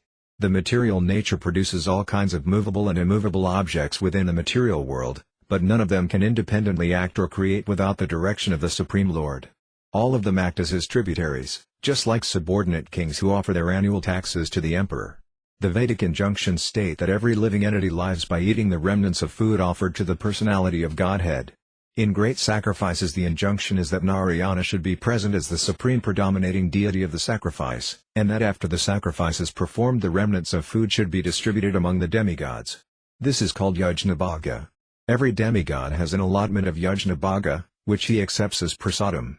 The conclusion is that the demigods are not independently powerful, they are posted as different executives under the order of the Supreme Personality of Godhead, and they eat prasadam, or the remnants of sacrifices.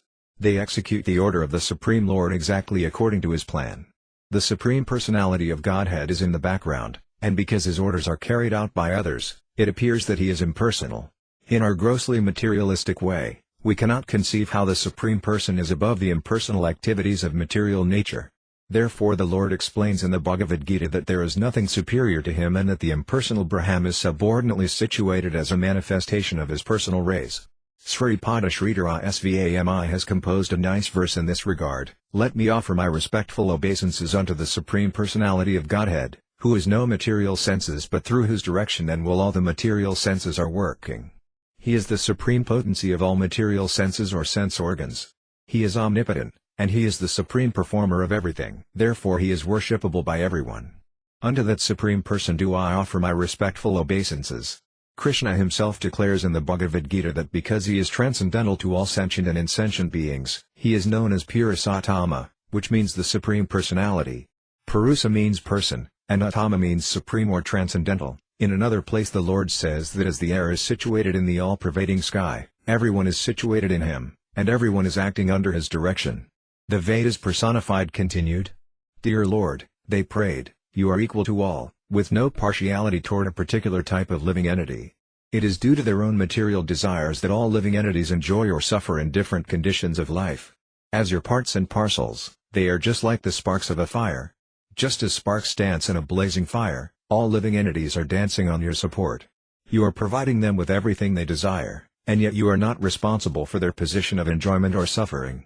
There are different types of living entities: demigods, human beings, animals, trees, birds, beasts, germs, worms, insects and aquatics, and all enjoy or suffer in life while resting on you. The living entities are of two kinds: one class is called Nitya-mukta, ever liberated, and the other is called Nitya-baddha, ever conditioned. The Nitya-mukta living entities are in the spiritual kingdom, and the Nitya-baddhas are in the material world. In the spiritual world both the living entities and the Lord are manifest in their original status, like live sparks in a blazing fire. But in the material world, although the Lord is all-pervasive in his impersonal feature, the living entities have forgotten their Krishna consciousness to a greater or lesser degree, just as sparks sometimes fall from a blazing fire and lose their original brilliant condition. The sparks fall into different conditions and retain more or less of their original brilliance. Some sparks fall onto dry grass and thus ignite another big fire. This is a reference to the pure devotees who take compassion on the poor and innocent living entities. The pure devotee ignites Krishna consciousness in the hearts of the conditioned souls, and thus the blazing fire of the spiritual world becomes manifest even within this material world. Some sparks fall onto water, they immediately lose their original brilliance and become extinct. They are comparable to the living entities who take their birth in the midst of gross materialists, in which case their original Krishna consciousness becomes extinct. Some sparks fall to the ground and remain midway between the blazing and extinct conditions. Thus some living entities are without Krishna consciousness, some are between having and not having Krishna consciousness, and some are actually situated in Krishna consciousness. The demigods and the higher planets, Lord Brahma, Indra, Chandra, the sun god and various other demigods, are all Krishna conscious. Human society is between the demigods and the animals, and thus some humans are more or less Krishna conscious and some are completely forgetful of Krishna consciousness. The third-grade living entities, namely the animals, beasts, plants, trees and aquatics, have completely forgotten Krishna consciousness. This example stated in the Vedas regarding the sparks of a blazing fire is very appropriate for understanding the condition of different types of living entities. But above all other living entities is the Supreme Personality of Godhead, Krishna, or Purusatama, who is always liberated from all material conditions. The question may be raised as to why the living entities have fallen by chance into different conditions of life. To answer this question, we first have to understand that there cannot be any influence of chance for the living entities. Chance is for non-living entities. According to the Vedic literatures, living entities have knowledge, and thus they are called Saitana, which means in knowledge. Their situation in different conditions of life, therefore, is not accidental. It is by their choice, because they have knowledge. In the Bhagavad Gita the Lord says, "Give up everything and just surrender unto me." This process of realizing the Supreme Personality of Godhead is open for everyone, but still it is the choice of the particular living entity whether to accept or reject this proposal. In the last portion of the Bhagavad Gita, Lord Krishna very plainly says to Arjuna, "My dear Arjuna, now I have spoken everything to you. Now you may choose to accept it or not." Similarly, the living entities who have come down to this material world have made their own choice to enjoy this material world. It is not that Krishna sent them into this world. The material world was created for the enjoyment of living entities who wanted to give up the eternal service of the Lord to become the supreme enjoyer themselves. According to Vaisnava philosophy, when a living entity desires to gratify his senses and forgets the service of the Lord, he is given a place in the material world to act freely according to his desire, and therefore he creates a condition of life in which he either enjoys or suffers. We should definitely know that both the Lord and the living entities are eternally cognizant. There is no birth and death for either the Lord or the living entities. When creation takes place, this does not mean that the living entities are created. The Lord creates the material world to give the conditioned souls a chance to elevate themselves to the higher platform of Krishna consciousness. If a conditioned soul does not take advantage of this opportunity, after the dissolution of this material world he enters into the body of Narayana and remains there in deep sleep until the time of another creation. In this connection, the example of the rainy season is very appropriate. Seasonal rainfall may be taken as the agent for creation because after the rainfall the wet fields are favorable for growing different types of vegetation. Similarly, as soon as there is creation by the Lord's glancing over the material nature, immediately the living entities spring up in their different living conditions, just as different types of vegetation grow after a rainfall. The rainfall is one, but the creation of the different plants is varied.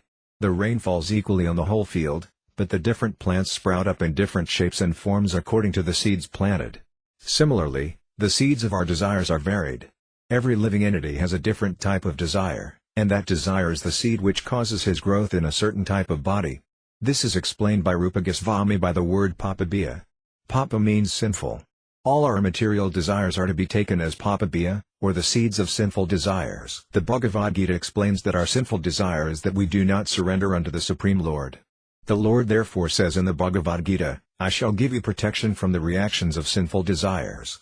These sinful desires are manifested in different types of bodies, therefore, no one can accuse the Supreme Lord of partiality in giving one type of body to a certain type of living entity and another type of body to another living entity. All the bodies of the 8,400,000 species are created according to the mental condition of the individual living entities.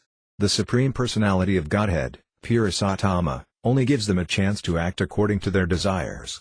Therefore, the living entities act by taking advantage of the facility given by the Lord. At the same time, the living entities are born from the transcendental body of the Lord.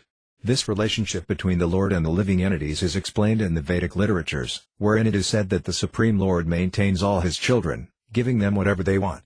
Similarly, in the Bhagavad Gita the Lord says, I am the seed-giving father of all living entities.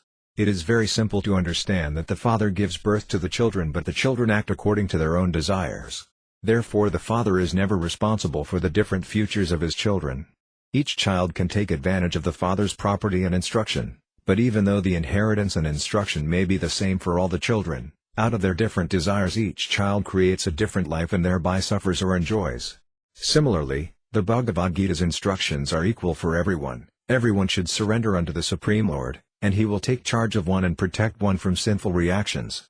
The facilities of living and the creation of the Lord are equally offered to all living entities. Whatever there is, either on the land, in the water or in the sky, is equally given to all living entities. Since all living beings are sons of the Supreme Lord, everyone can enjoy the material facilities given by the Lord, but unfortunate living entities create unfavorable conditions of life by fighting among themselves. The responsibility for this fighting and creating favorable and unfavorable situations lies with the living entities, not with the Supreme Personality of Godhead. Therefore, if the living entities take advantage of the Lord's instructions as given in the Bhagavad Gita and develop Krishna consciousness, then their lives become sublime, and they can go back to Godhead. One may argue that because this material world is created by the Lord, he is therefore responsible for its condition. Certainly he is indirectly responsible for the creation and maintenance of this material world, but he is never responsible for the different conditions of the living entities. The Lord's creation of this material world is compared to a cloud's creation of vegetation. In the rainy season the cloud creates different varieties of vegetation. The cloud pours water on the surface of the earth, but it never touches the earth directly. Similarly, the Lord creates this material world simply by glancing over the material energy. This is confirmed in the Vedas. He threw his glance over the material nature, and thus there was creation. In the Bhagavad Gita it is also confirmed that simply by his transcendental glance over the material nature, he creates different varieties of entities, both movable and immovable, living and dead.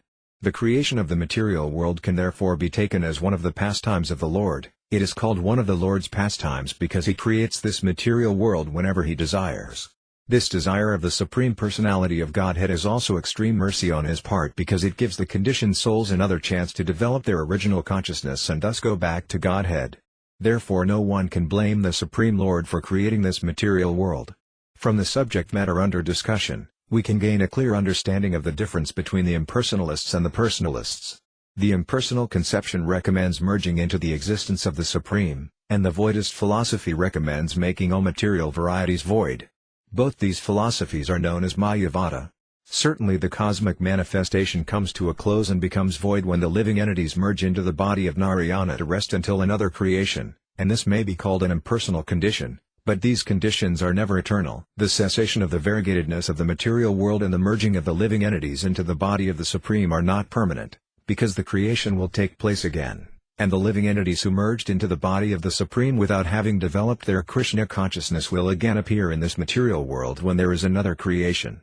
The Bhagavad Gita confirms the fact that this material world is created and annihilated perpetually and that conditioned souls without Krishna consciousness come back again and again, whenever the material creation is manifest. If such conditioned souls take advantage of this opportunity and develop Krishna consciousness under the direct instruction of the Lord, then they are transferred to the spiritual world and do not have to come back to the material creation. It is said, therefore, that the voidists and the impersonalists are not very intelligent because they do not take shelter under the lotus feet of the Lord. Because they are less intelligent, these voidists and impersonalists take to different types of austerities, either to attain the stage of nirvana, which means finishing the material conditions of life, or to attain oneness by merging into the body of the Lord. All of them again fall down because they neglect the lotus feet of the Lord. In the Chaitanya Charitamrita, the author, Kṛṣṇa Kavirāja Gosvami, after studying all the Vedic literatures and hearing from all authorities, has given his opinion that Krishna is the only Supreme Master and that all living entities are his eternal servants. His statement is confirmed in the prayers by the personified Vedas. The conclusion is, therefore, that everyone is under the control of the Supreme Personality of Godhead, everyone is serving under the supreme direction of the Lord, and everyone is afraid of the Supreme Personality of Godhead. It is out of fear of him that activities are rightly executed. Everyone's position is to be subordinate to the Supreme Lord, yet the Lord has no partiality in his view of the living entities.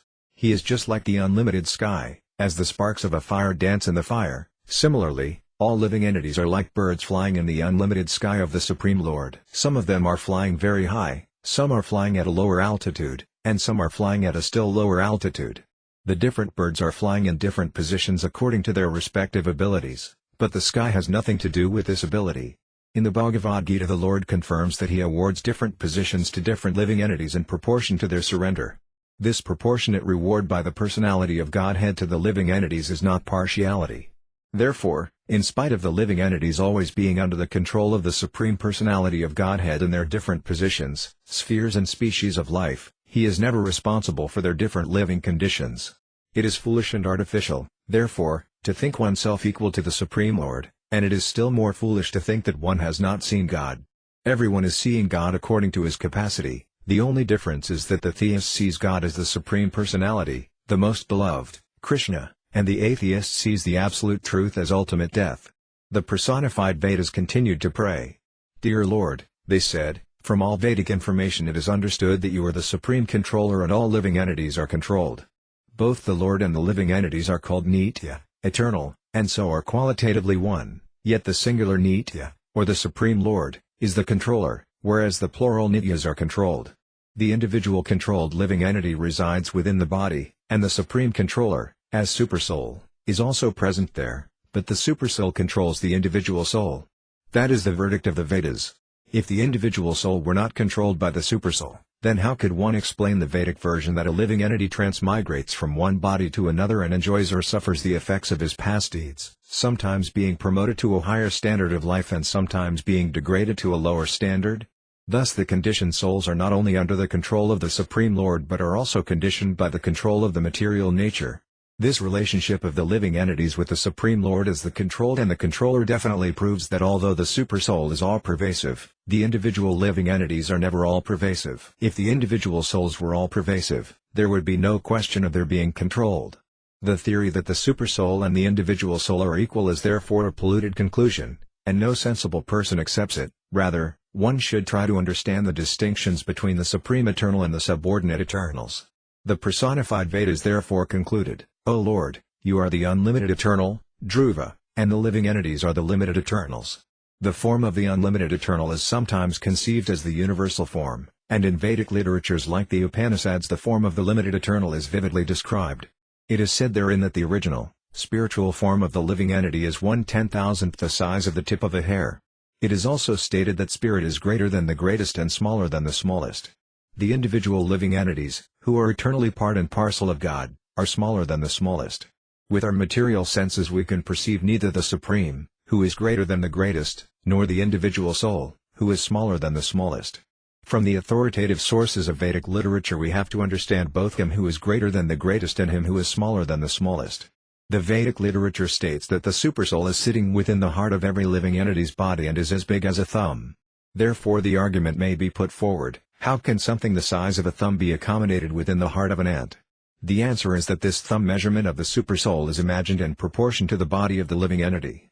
In no circumstance, therefore, can the Supersoul and the individual living entity be taken as one, although both of them enter within the material body of the living entity. The Supersoul lives within the heart to direct or control the individual living entity. Although both are Dhruva, or eternal, the living entity is always under the direction of the Supreme.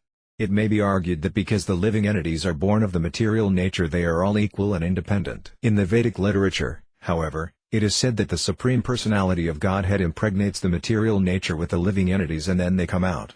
Therefore, the appearance of the individual living entities is not factually due to material nature alone, just as a child produced by a woman is not her independent production. A woman is first impregnated by a man, and then a child is produced. As such, the child produced by the woman is part and parcel of the man. Similarly, the living entities are apparently produced by the material nature, but not independently. It is due to the impregnation of the material nature by the Supreme Father that the living entities are present. Therefore the argument that the individual living entities are not parts and parcels of the Supreme cannot stand. For example, the different parts of the body cannot be taken as equal to the whole, rather, the whole body is the controller of the different limbs. Similarly, the parts and parcels of the Supreme Whole are always dependent and are always controlled by the source of the parts and parcels. It is confirmed in the Bhagavad Gita that the living entities are parts and parcels of Krishna, Mama Evam Shah. No sane man, therefore, will accept the theory that the Supersoul and the individual soul are of the same category. They are equal in quality, but quantitatively the Supersoul is always the Supreme, and the individual soul is always subordinate to the Supersoul. That is the conclusion of the Vedas.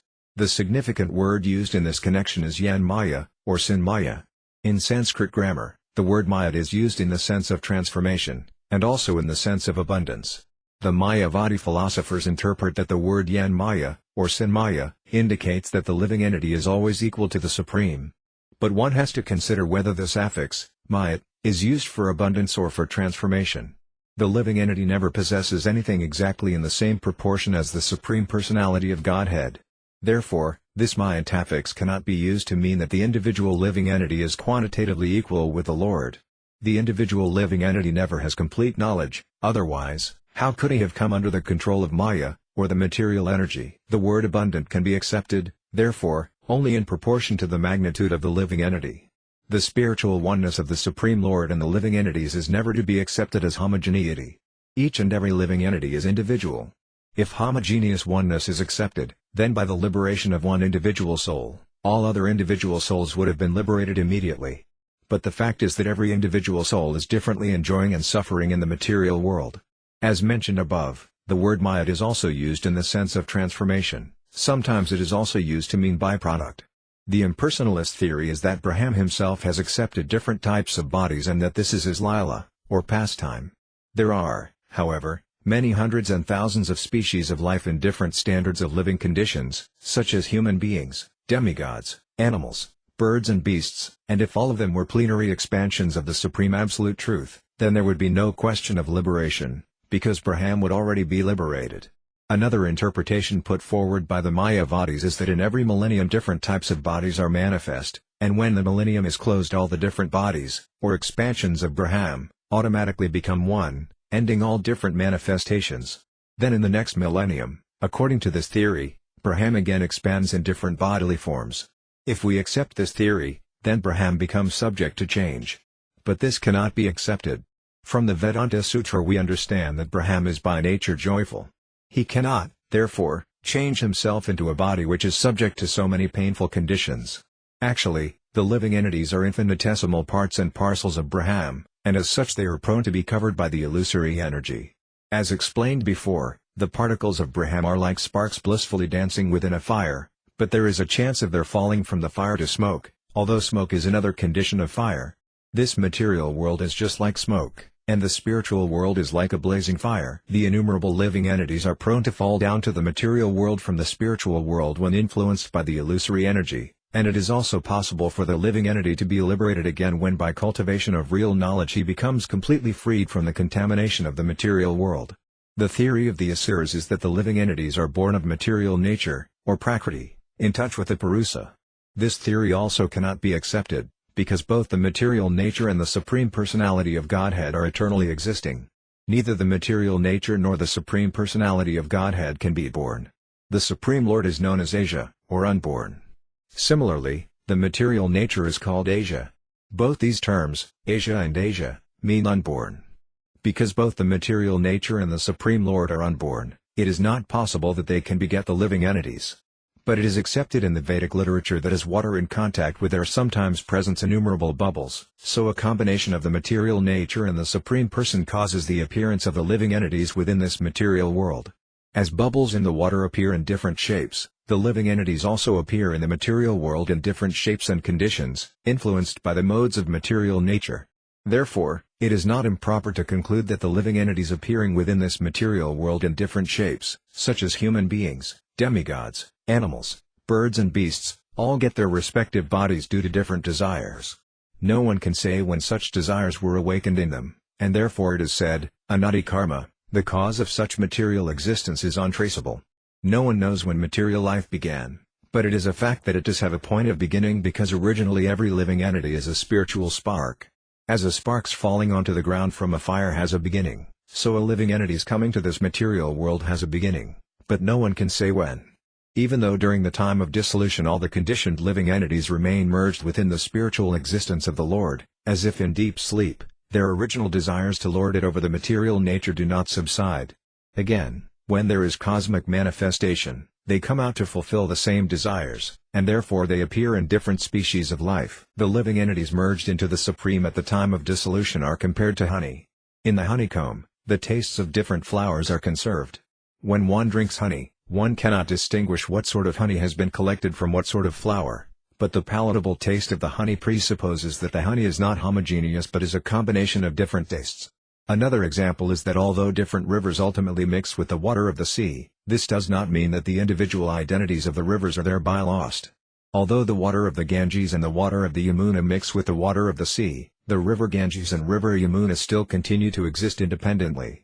The merging of different living entities into Brahma at the time of dissolution involves the dissolution of different types of bodies, but the living entities, along with their different tastes, remain individually submerged in Brahma until another manifestation of the material world.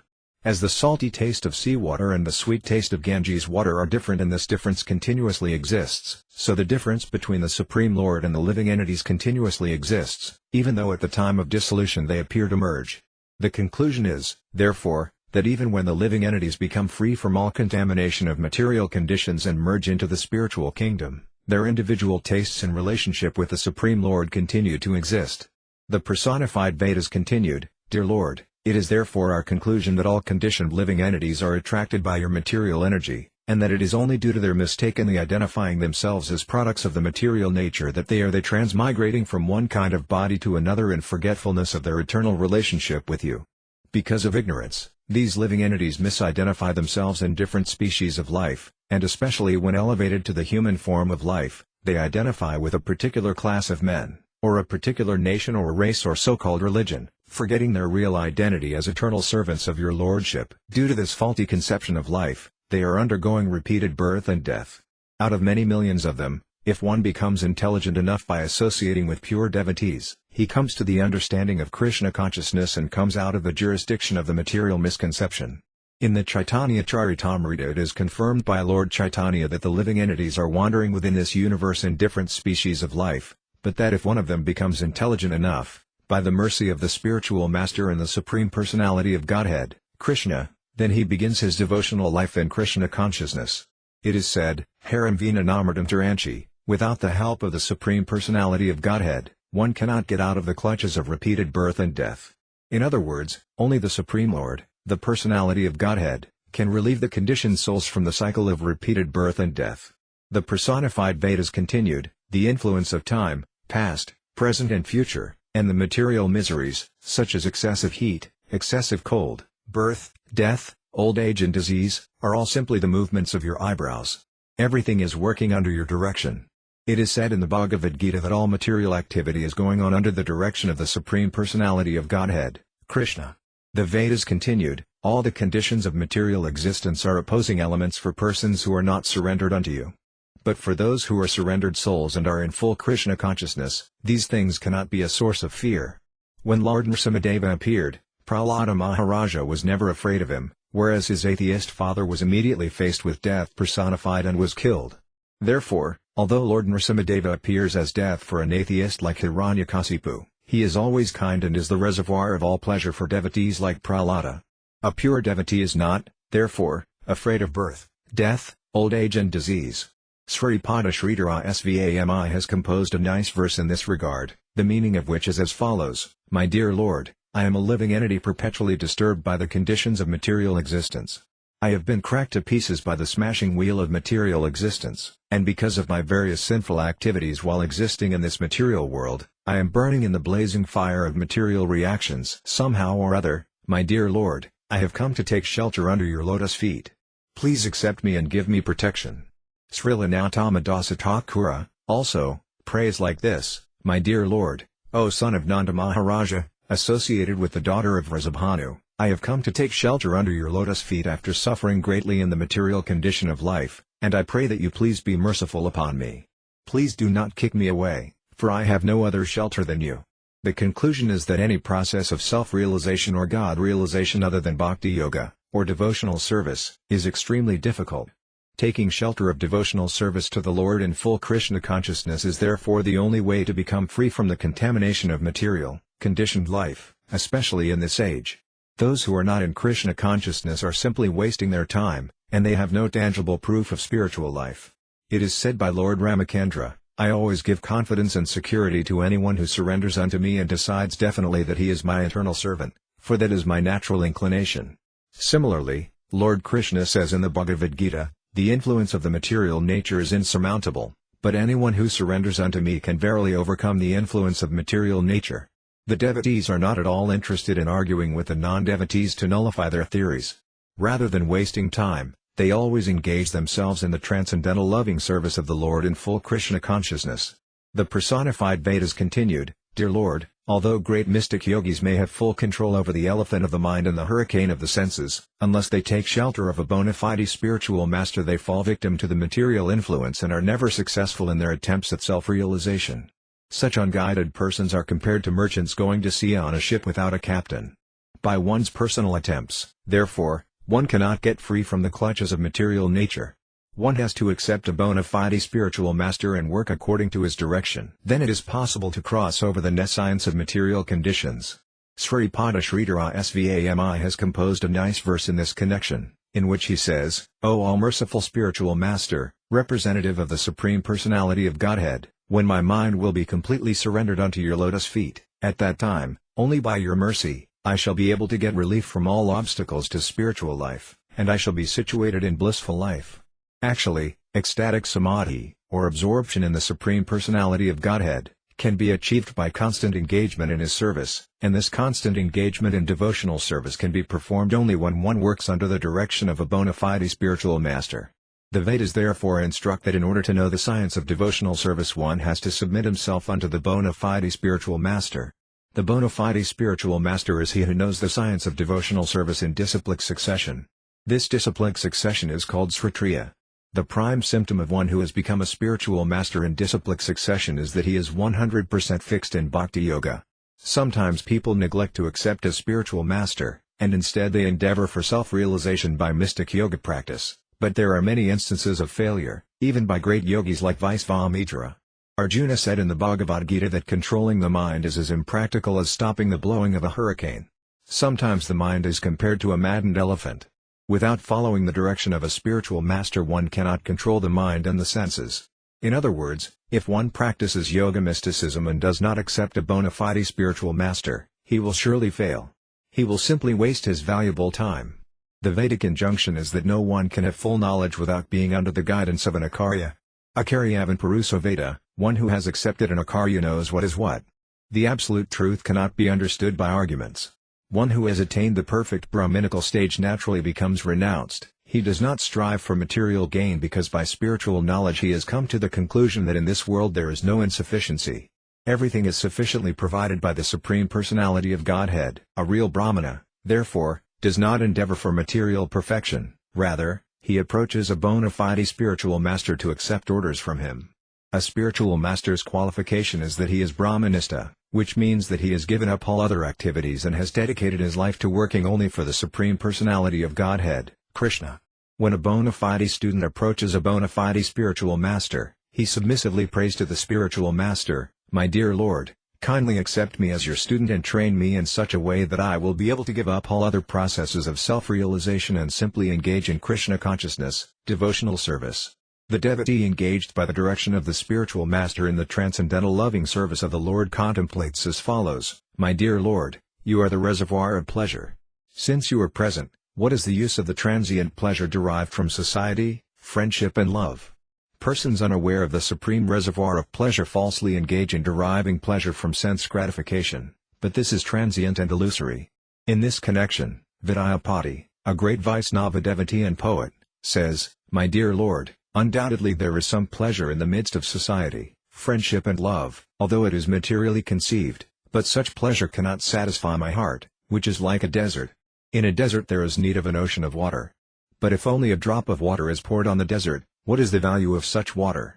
Similarly, our material hearts are full of multi-desires, which cannot be fulfilled by materialistic society, friendship and love. When our hearts begin to derive pleasure from the supreme reservoir of pleasure, then we can be satisfied. That transcendental satisfaction is possible only in devotional service, in full Krishna consciousness. The personified Vedas continued, "Dear Lord, you are Saksidananda Vigraya, the ever blissful form of knowledge, and because the living entities are parts and parcels of your personality, their natural state of existence is to be fully conscious of you.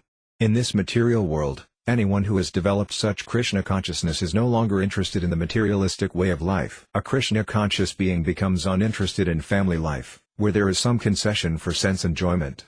In other words, he is no longer interested in sense gratification. The perfection of human life is based on knowledge and renunciation, but it is very difficult to attempt to reach the stage of knowledge and renunciation while in family life. Krishna-conscious persons therefore take shelter of the association of devotees or sanctified places of pilgrimage. Such persons are aware of the relationship between the supersoul and the individual living entities, and they are never in the bodily concept of life. Because they always carry you in full consciousness within their hearts, they are so purified that any place they go becomes a holy place of pilgrimage, and the water which washes their feet is able to deliver many sinful persons loitering within this material world. When Prahlada Maharaja was asked by his atheistic father to describe something very good which he had learned, he replied to his father, "For a materialistic person who is always full of anxieties due to being engaged in temporary and relative truths, the best course is to give up the blind well of family life and go to the forest to take shelter of the Supreme Lord." Those who are actually pure devotees are celebrated as Mahatmas, or great sages, personalities perfect in knowledge. They always think of the Supreme Lord and His lotus feet, and thus they automatically become liberated. Devotees who are always situated in that position become electrified by the inconceivable potencies of the Lord, and thus they themselves become the source of liberation for their followers and devotees. A Krishna-conscious person is fully electrified spiritually, and therefore anyone who touches or takes shelter of such a pure devotee becomes similarly electrified with spiritual potencies. Such devotees are never puffed up with material opulences. Generally, the material opulences are good parentage, education, beauty and riches, but although a devotee of the Lord may possess all four of these material opulences, he is never carried away by the pride of possessing such distinctions. Great devotees of the Lord travel all over the world from one place of pilgrimage to another, and on their way they meet many conditioned souls and deliver them by their association and distribution of transcendental knowledge. They generally reside in places like Vrindavana, Mathura, Dvaraka, Jagannath Puri and Navadvipa because only devotees assemble in such places. In this way they give saintly association to one another and thus advance. So that every living entity can take advantage of the association of Krishna-conscious persons. Such great devotees open temples and asramas where Krishna's devotees assemble. By such association, people can develop more and more in Krishna consciousness. Such advancement is not possible in ordinary household life, which is devoid of Krishna consciousness. The personified Vedas continued, "Dear Lord, there are two classes of transcendentalists, the impersonalists and the personalists. The opinion of the impersonalists is that this material manifestation is false and that only the absolute truth is factual. The view of the personalists, however, is that the material world, although very temporary, is nevertheless not false but factual." Such transcendentalists have different arguments to establish the validity of their philosophies. Factually, the material world is simultaneously both truth and untruth. It is truth because everything is an expansion of the Supreme Absolute Truth, and it is untruth because the existence of the material world is temporary, it is created, and it is annihilated. Because of its different conditions of existence, the cosmic manifestation has no fixed position. Those who advocate acceptance of this material world as false are generally known by the maxim Brahma Satyam Jagan Mithya. They put forward the argument that everything in the material world is prepared from matter. For example, there are many things made of clay, such as earthen pots, dishes and bowls. After their annihilation, these things may be transformed into many other material objects, but in all cases their existence as clay continues. An earthen water jug, after being broken, may be transformed into a bowl or dish, but either as a dish, bowl or water jug, the earth itself continues to exist. Therefore, the forms of a water jug, bowl or dish are false, but their existence as earth is real. This is the impersonalist's version. This cosmic manifestation is certainly produced from the absolute truth, but because its existence is temporary, it is false. The impersonalist's understanding is that the absolute truth, which is always present, is the only truth. In the opinion of other transcendentalists, however, this material world, being produced of the absolute truth, is also truth. The impersonalists argue that this is fallacious because it is sometimes found that matter is produced from spirit-soul and sometimes that spirit-soul is produced from matter. Such philosophers push forward the argument that although cow dung is dead matter, sometimes it is found that scorpions come out of cow dung. Similarly, dead matter like nails and hair comes out of the living body. Therefore, things produced of a certain thing are not always of the same quality as that thing. On the strength of this argument, Mayavadi philosophers try to establish that although this cosmic manifestation is certainly an emanation from the absolute truth, the cosmic manifestation does not necessarily have truth in it. According to this view, the absolute truth, Brahman, should therefore be accepted as truth, whereas the cosmic manifestation, although a product of the absolute truth, cannot be taken as truth. The view of the Mayavadi philosophers, however, is stated in the Bhagavad Gita to be the view of the asuras, or demons. The Lord says in the Bhagavad Gita, Asatyame pradistham te jagata haranisvaram /aparaspara sambutam kim anyat kama hetukam. The asuras' view of this cosmic manifestation is that the whole creation is false. The asuras think that the mere interaction of matter is the source of the creation and that there is no controller or God. But actually this is not the fact. From the 7th chapter of the Bhagavad Gita we understand that the 5 gross elements, earth, water, fire, air and sky, plus the subtle elements, mind, intelligence and false ego, are the 8 separated energies of the Supreme Lord. Beyond this inferior, material energy is a spiritual energy, known as the living entities. The living entities are accepted as the superior energy of the Lord. The whole cosmic manifestation is a combination of the inferior and superior energies, and the source of the energies is the Supreme Personality of Godhead. The Supreme Personality of Godhead has many different types of energies. This is confirmed in the Vedas, Parasasaktar Vividhavasruyat. The transcendental energies of the Lord are variegated. And because such varieties of energies have emanated from the Supreme Lord, they cannot be false. The Lord is ever existing, and the energies are ever existing. Some of the energy is temporary, sometimes manifested and sometimes unmanifested, but this does not mean that it is false. The example may be given that when a person is angry he does things which are different from his normal condition of life, but the fact that the mood of anger appears and disappears does not mean that the energy of anger is false. Therefore, the argument of the Mayavadi philosophers that this world is false is not accepted by the Vaisnava philosophers. The Lord himself confirms that the view that there is no supreme cause of this material manifestation, that there is no God, and that everything is only the creation of the interaction of matter is a view of the Asuras. The Mayavadi philosophers sometimes put forward the argument of the snake and the rope. In the dark of evening, a curled-up rope is sometimes, due to ignorance, taken for a snake. But mistaking the rope for a snake does not mean that the rope or the snake is false, and therefore this example, used by the Mayavadis to illustrate the falsity of the material world, is not valid. When a thing is taken as fact but actually has no existence at all, it is called false. But if something is mistaken for something else that exists, that does not mean it is false.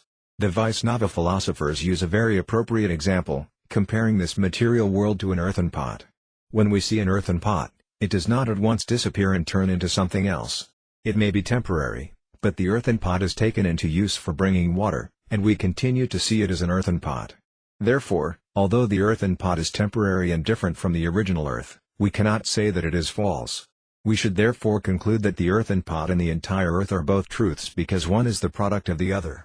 We understand from the Bhagavad Gita that after the dissolution of this cosmic manifestation, the material energy enters into the Supreme Personality of Godhead. The Supreme Personality of Godhead is ever existing with his varied energies. Because the material creation is an emanation from him, we cannot say that this cosmic manifestation is a product of something void. Krishna is not void. Whenever we speak of Krishna, he is present with his form, qualities, name, entourage and paraphernalia. Therefore, Krishna is not impersonal. The original cause of everything is neither void nor impersonal but is the Supreme Person. Demons may say that this material creation is anasvara, without a controller or God, but such arguments ultimately cannot stand. The example given by the Mayavadi philosophers that inanimate matter like nails and hair comes from the living body is not a very sound argument. Nails and hair are undoubtedly inanimate, but they come not from the animate living being but from the inanimate material body. Similarly, the argument that the scorpion comes from cow dung, meaning that a living entity comes from matter, is also unsound. The scorpion which comes out of the cow dung is certainly a living entity, but the living entity does not come out of the cow dung. Only the living entity's material body, or the body of the scorpion, comes out of the cow dung. The sparks of the living entities, as we understand from the Bhagavad Gita, are injected into material nature, and then they come out. The body of the living entity in different forms is supplied by material nature, but the living entity himself is supplied by the Supreme Lord. The father and mother give the body necessary for the living entity under certain conditions. The living entity transmigrates from one body to another according to his different desires, which in the subtle form of intelligence, mind and false ego accompany him from body to body. By superior arrangement a living entity is put into the womb of a certain type of material body, and then he develops a similar body. Therefore, the spirit soul is not produced from matter, it takes on a particular type of body under superior arrangement. According to our present experience, this material world is a combination of matter and spirit. The spirit is moving the matter. The spirit soul, the living entity, and matter are different energies of the Supreme Lord, and since both the energies are products of the Supreme Eternal, or the Supreme Truth, they are factual, not false. Because the living entity is part and parcel of the Supreme, he exists eternally. Therefore, for him there cannot be any question of birth or death. So-called birth and death occur because of the material body. The Vedic version Sarvam Kalvidam Brahma means that since both the energies have emanated from the Supreme Brahman, everything we experience is non-different from Brahman. There are many arguments about the existence of this material world, but the Vaisnava philosophical conclusion is the best. The example of the earthen pot is very suitable. The form of the earthen pot may be temporary, but it has a specific purpose. The purpose of the earthen pot is to carry water from one place to another. Similarly, this material body, although temporary, has a special use. The living entity is given a chance from the beginning of the creation to evolve different kinds of material bodies according to the reserved desires he has accumulated from time immemorial. The human form of body is a special chance in which the developed form of consciousness can be utilized. Sometimes the Mayavadi philosophers push forward the argument that if this material world is truth, then why are householders advised to give up their connection with this material world and take sannyasa? But the Vaisnava philosophers' view of sannyasa is not that because the world is false one must therefore give up material activities. The purpose of Vaisnava sannyasa is to utilize things as they are intended to be utilized. Śrīla Rupa Goswami has given transcendentalists two formulas for dealing with this material world. When a Vaisnava renounces the materialistic way of life and takes to sannyasa, it is not on the conception of the falsity of the material world but to devote himself fully to engaging everything in the service of the Lord. Śrīla Rupa Goswami therefore gives this formula, One should be unattached to the material world because material attachment is meaningless. The entire material world, the entire cosmic manifestation, belongs to God, Krishna. Therefore, everything should be utilized for Krishna, and the devotee should remain unattached to material things. This is the purpose of Vaisnava sannyasa. A materialist sticks to the world for sense gratification, but a Vaisnava sannyasi, although not accepting anything for his personal sense gratification, knows the art of utilizing everything for the service of the Lord. Śrīla Rupa Goswami has therefore criticized the Mayavadi sannyasis with his second formula, because the Mayavadis do not know that everything has a utilization for the service of the Lord. They take the world to be false and falsely think they are liberated from the contamination of the material world. Since everything is an expansion of the energy of the Supreme Lord, the expansions are as real as the Supreme Lord is. That the cosmic world is only temporarily manifested does not mean that it is false or that the source of its manifestation is false. Since the source of its manifestation is truth, the manifestation is also truth, but one must know how to utilize it. The example of the earthen pot may be cited again. The earthen pot produced from the whole earth is temporary, but when used for a proper purpose the earthen pot is not false. The Vaisnava philosophers know how to utilize the temporary construction of this material world, just as a sane man knows how to utilize the temporary construction of the earthen pot. When the earthen pot is used for a wrong purpose, that is false. Similarly, the human body or the material world, when used for sense gratification, is false. But if the human body and the material creation are used for the service of the Supreme Lord, their activities are never false. It is therefore confirmed in the Bhagavad Gita that even slightly using the body and the material world for the service of the Lord can deliver a person from the gravest danger. When properly utilized, neither the superior nor inferior energies emanating from the Supreme Personality of Godhead are false. As far as fruitive activities are concerned, they are mainly based on the platform of sense gratification. Therefore an advanced Krishna-conscious person does not take to them. The result of fruitive activities can elevate one to the higher planetary system, but as it is said in the Bhagavad Gita, foolish persons, after exhausting the results of their pious activities in the heavenly kingdom, come back again to this lower planetary system and then again try to go to the higher planetary system. Their only profit is to take the trouble of going and coming back, just as at present many material scientists are spoiling their time by trying to go to the moon planet and again coming back. Those who are engaged in fruitive activities are described by the Vedas personified as Andhaparampara, or blind followers of the Vedic ritualistic ceremonies. Although such ceremonies are certainly mentioned in the Vedas, they are not meant for the intelligent class of men. Men who are too much attached to material enjoyment are captivated by the prospect of being elevated to the higher planetary system, and so they take to such ritualistic activities. But persons who are intelligent, who have taken shelter of a bona fide spiritual master to see things as they are, do not take to fruitive activities but engage themselves in the transcendental loving service of the Lord. Persons who are not devotees take to the Vedic ritualistic ceremonies for materialistic reasons, and then they are bewildered. A vivid example may be given: an intelligent person possessing $1 million in currency notes does not hold the money without using it, even though he knows perfectly well that the currency notes in themselves are nothing but paper. When one has $1 million in currency notes, he is actually holding only a huge bunch of papers, but if he utilizes it for a purpose, then he benefits. Similarly, although this material world may be false, just like the paper, it has its proper beneficial utilization. Because the currency notes, although paper, are issued by the government, they have full value. Similarly, this material world may be false or temporary, but because it is an emanation from the Supreme Lord, it has its full value. The Vaisnava philosophers acknowledge the full value of this material world and know how to utilize it properly, whereas the Mayavadi philosophers fail to do so, just as those who mistake a currency note for ordinary paper discard it and cannot utilize the money. Śrīla Rupa Goswami therefore declares that if one rejects this material world as false, not considering the importance of this material world as a means to serve the Supreme Personality of Godhead, such renunciation has very little value. A person who knows the intrinsic value of this material world for the service of the Lord, who is not attached to the material world, and who renounces the material world by not accepting it for sense gratification is situated in real renunciation. This material world is an expansion of the material energy of the Lord. Therefore it is real. It is not false, as sometimes concluded from the example of the snake and the rope. The personified Vedas continued, the cosmic manifestation, because of the flickering nature of its impermanent existence, appears to less intelligent men to be false. The Mayavadi philosophers take advantage of the flickering nature of this cosmic manifestation to try to prove their thesis that this world is false.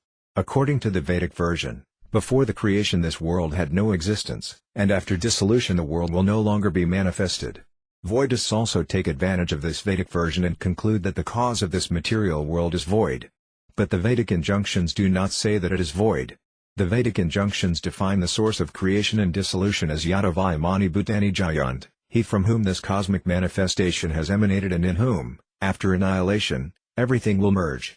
The same is explained in the Vedanta Sutra and in the first verse of the first chapter of Śrīmad-Bhāgavatam by the words Janmadhyasya, he from whom all things emanate. All these Vedic injunctions indicate that the cosmic manifestation is due to the Supreme Absolute Personality of Godhead and that when it is dissolved it merges into Him. The same principle is confirmed in the Bhagavad Gita. The cosmic manifestation comes into existence and again dissolves, and after dissolution it merges into the existence of the Supreme Lord. This statement definitely confirms that the particular energy known as Bahirangamaya, or the external energy, although of flickering nature, is the energy of the Supreme Lord, and as such it cannot be false. It simply appears false. The Mayavadi philosophers conclude that because the material nature has no existence in the beginning and is non-existent after dissolution, it is false. But by the example of the earthen pots and dishes the Vedic version is presented, although the existence of the particular byproducts of the Absolute Truth is temporary, the energy of the Supreme Lord is permanent. The earthen pot or water jug may be broken or transformed into another shape, such as that of a dish or bowl, but the ingredient, or the material basis, namely the earth, continues to be the same. The basic principle of the cosmic manifestation is always the same, Brahman, or the Absolute Truth. Therefore, the Mayavadi philosophers' theory that it is false is certainly only a mental concoction. That the cosmic manifestation is flickering and temporary does not mean that it is false. The definition of falsity is that which never had any existence but which exists only in name. For instance, the eggs of a horse or the horn of a rabbit or the flower in the sky are phenomena which exist only in name. There are no horse's eggs, there is no rabbit's horn, and there are no flowers growing in the sky. There are many things which exist in name or imagination but actually have no factual manifestation. Such things may be called false. But the Vaisnava cannot take this material world to be false simply because of its temporary nature, its manifesting and again dissolving. The personified Vedas continued by saying that the supersoul and the individual soul, or Paramatma and Jivatma, cannot be equal in any circumstance, although both of them sit within the same body, like two birds sitting in the same tree. As declared in the Vedas, these two birds, although sitting as friends, are not equal. One is simply a witness. This bird is the Paramatma, or Supersoul. And the other bird is eating the fruit of the tree. That is the Jivatma. When there is cosmic manifestation, the Jivatma, or the individual soul, appears in the creation in different forms, according to his previous fruitive activities, and due to his long forgetfulness of real existence. He identifies himself with a particular form awarded to him by the laws of material nature. After assuming a material form, he is subjected to the three material modes of nature and acts accordingly to continue his existence in the material world. While he is enwrapped in such ignorance, his natural opulences become almost extinct. The opulences of the Supersoul, or the Supreme Personality of Godhead, however, are not diminished. Although he appears within this material world, he maintains all opulences and perfections in full while keeping himself apart from all the tribulations of this material world. The conditioned soul becomes enwrapped in the material world, whereas the Supersoul, or the Supreme Personality of Godhead, leaves it without being affected, just as a snake sheds his skin. The distinction between the Supersoul and the conditioned individual soul is that the Supersoul, or the Supreme Personality of Godhead, maintains his natural opulences, known as Sadasvarya, Astasiddhi and Astaguna. Because of their poor fund of knowledge, the Mayavadi philosophers forget the fact that Krishna is always full with 6 opulences, 8 transcendental qualities and 8 kinds of perfection. The 6 opulences are wealth, strength, beauty, fame, knowledge and renunciation. No one is greater than or equal to Krishna in these 6 opulences. The first of Krishna's 8 transcendental qualities is that he is always untouched by the contamination of material existence. This is mentioned in the Isopanishad, Apapavidam.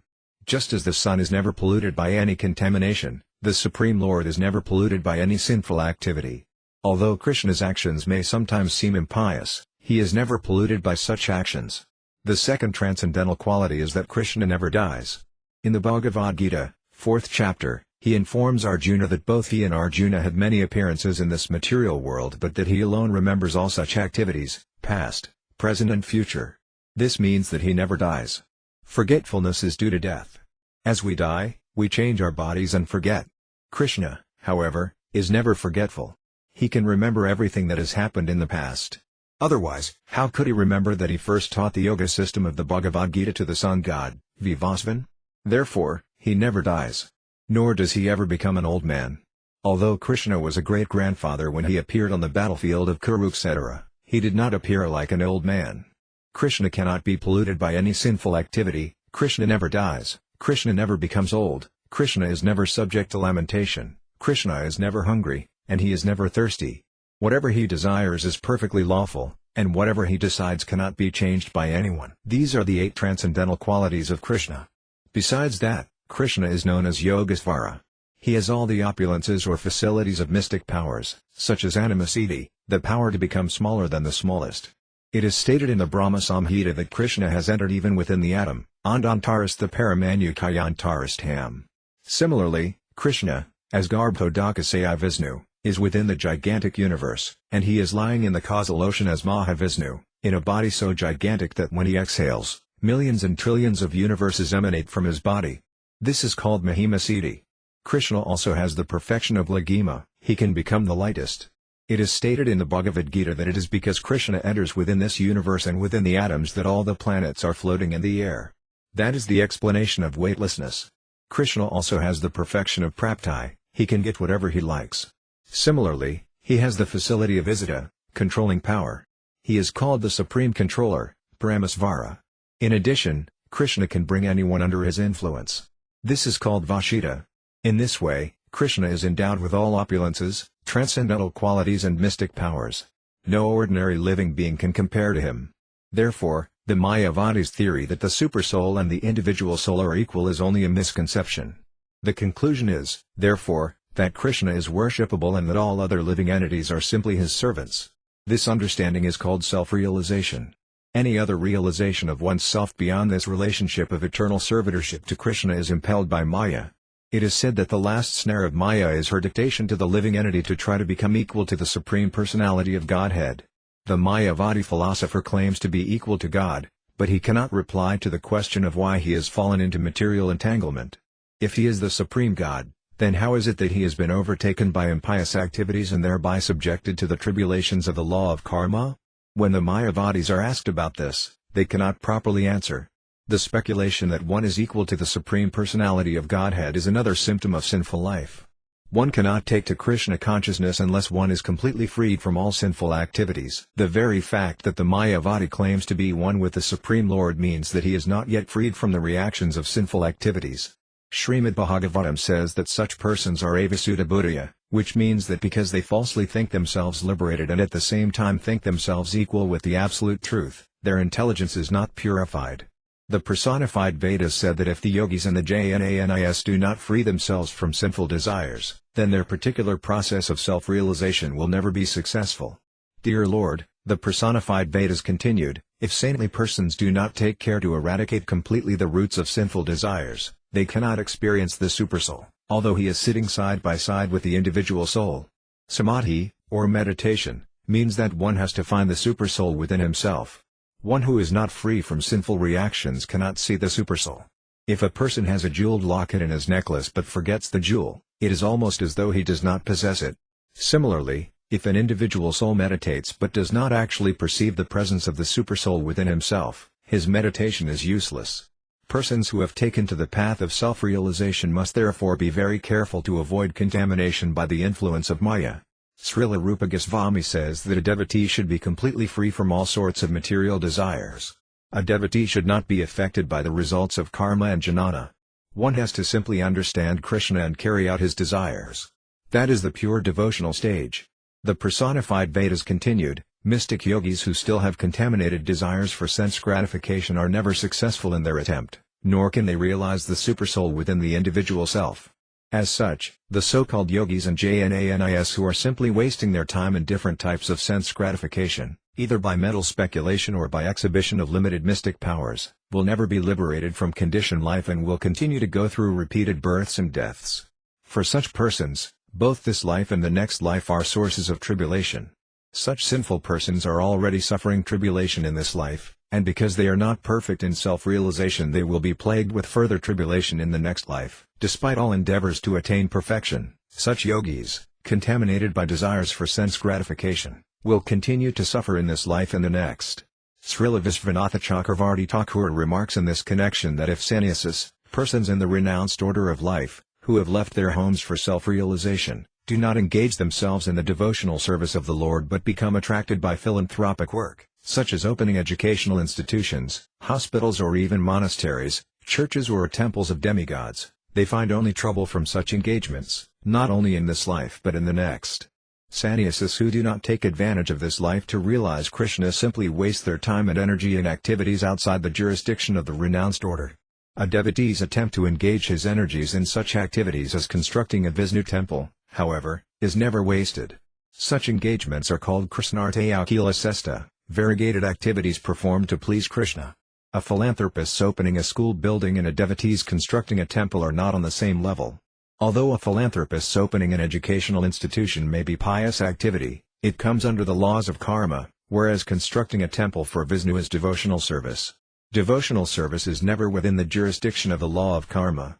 As stated in the Bhagavad Gita, Sagunan Samadhyatan Brahma Bhuyaya Kalpate, devotees of the personality of Godhead transcend all the reactions of the three modes of material nature and are situated on the transcendental platform of Brahman realization. The devotees are liberated in both this life and the next. Any work done in this material world for Yajna, Vishnu, or Krishna, is considered to be liberated work, but without connection with Asayuta, the infallible Supreme Personality of Godhead, there is no possibility of stopping the resultant actions of the law of karma. The life of Krishna consciousness is the life of liberation. The conclusion is that a devotee, by the grace of the Lord, is liberated in both this life and the next, whereas karmas, jnanis and yogis are never liberated, either in this life or in the next. The personified Vedas continued, Dear Lord, anyone who by your grace has understood the glories of your lotus feet is callous to material happiness and distress. The material pangs are inevitable as long as we exist within the material world, but a devotee does not divert his attention to such actions and reactions, which are the results of pious and impious activities. Nor is a devotee very much disturbed or pleased by praise or condemnation from people in general. A devotee is sometimes greatly praised because of his transcendental activities, and sometimes he is criticized, even though there is no reason for adverse criticism. The pure devotee, however, is always callous to praise or condemnation by ordinary people. Actually, the devotee's activities are on the transcendental plane. He is not interested in the praise or condemnation of people engaged in material activities. If the devotee can thus maintain his transcendental position, his liberation in this life and the next is guaranteed by the Supreme Personality of Godhead. A devotee's transcendental position within this material world is maintained in the association of pure devotees, simply by adhering the glorious activities enacted by the Lord in different ages and in different incarnations. The Krishna consciousness movement is based on this principle. Srila Nautama Dasa Thakur has sung, My dear Lord, let me be engaged in your transcendental loving service, as indicated by the previous Ācaryas, and let me live in the association of pure devotees. That is my desire, life after life. In other words, a devotee does not much care whether or not he is liberated, he is eager only for devotional service. Devotional service means that one does not do anything independently of the sanction of the Ācaryas.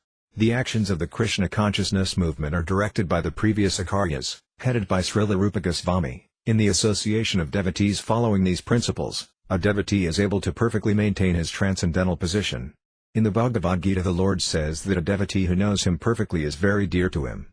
4 kinds of pious men take to devotional service. If a pious man is in distress, he approaches the Lord for mitigation of his distress. If a pious man is in need of material help, he prays to the Lord for such help.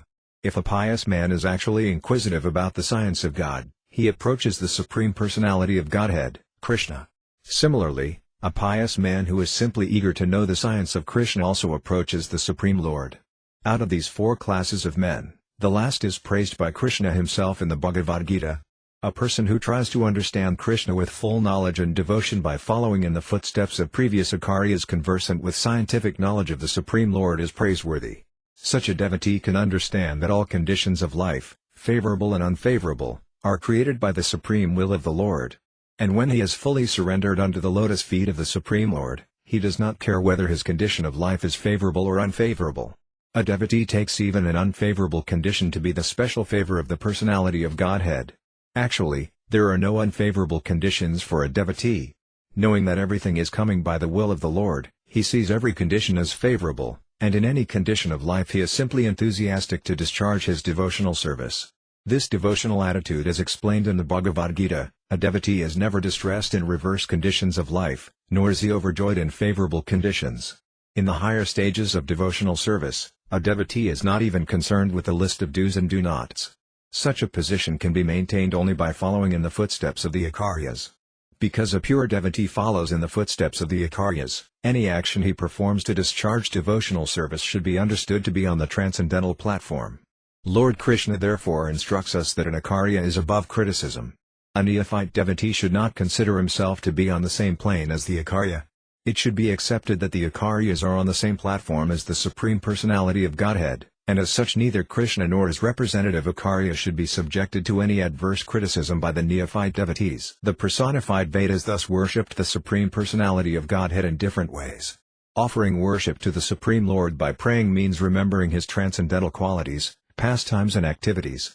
But the Lord's pastimes and qualities are unlimited. It is not possible for us to remember all the qualities of the Lord.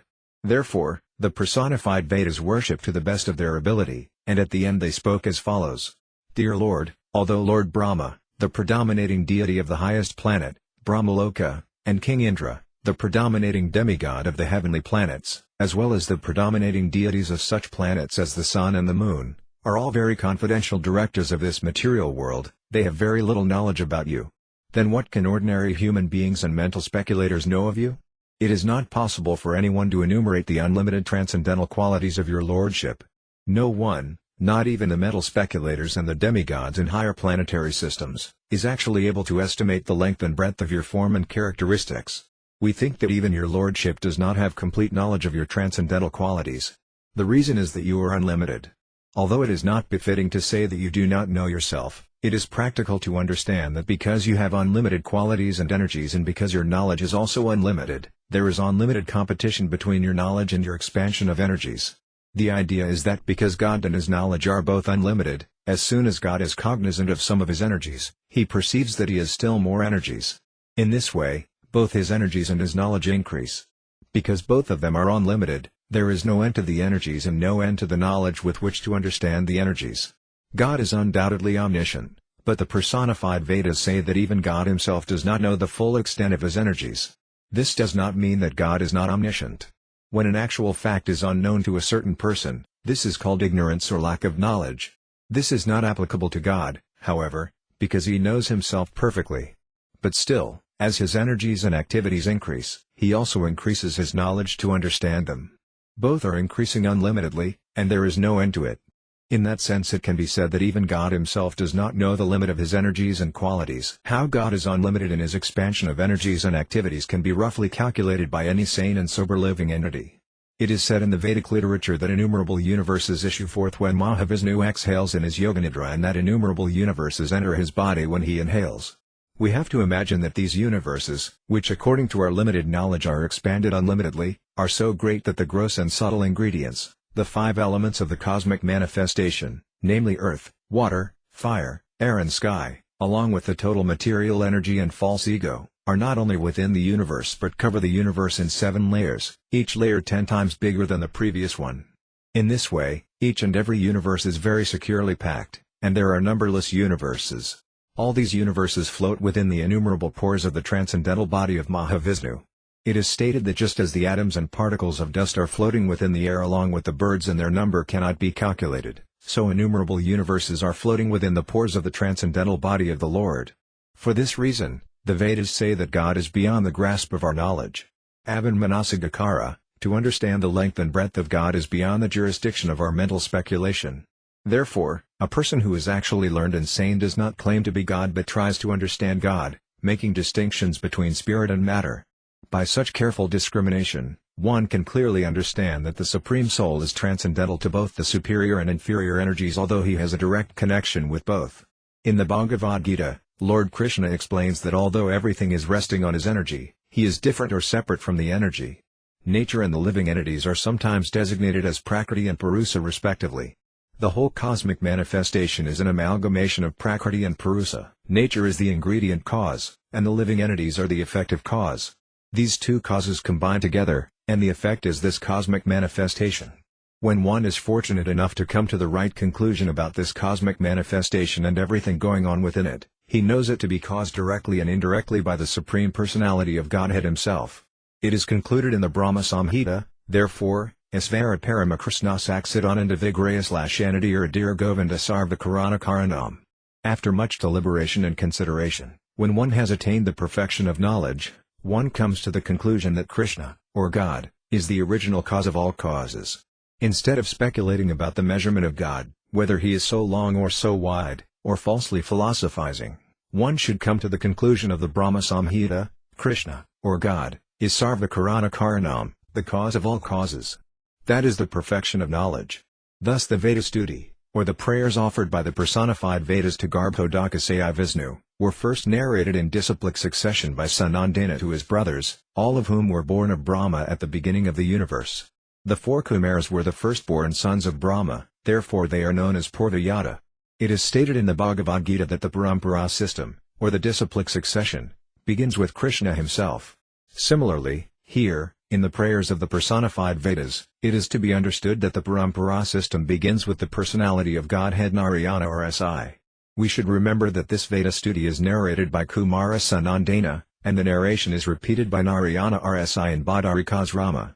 Narayana Rsi is the incarnation of Krishna for showing us the path of self-realization by undergoing severe austerities.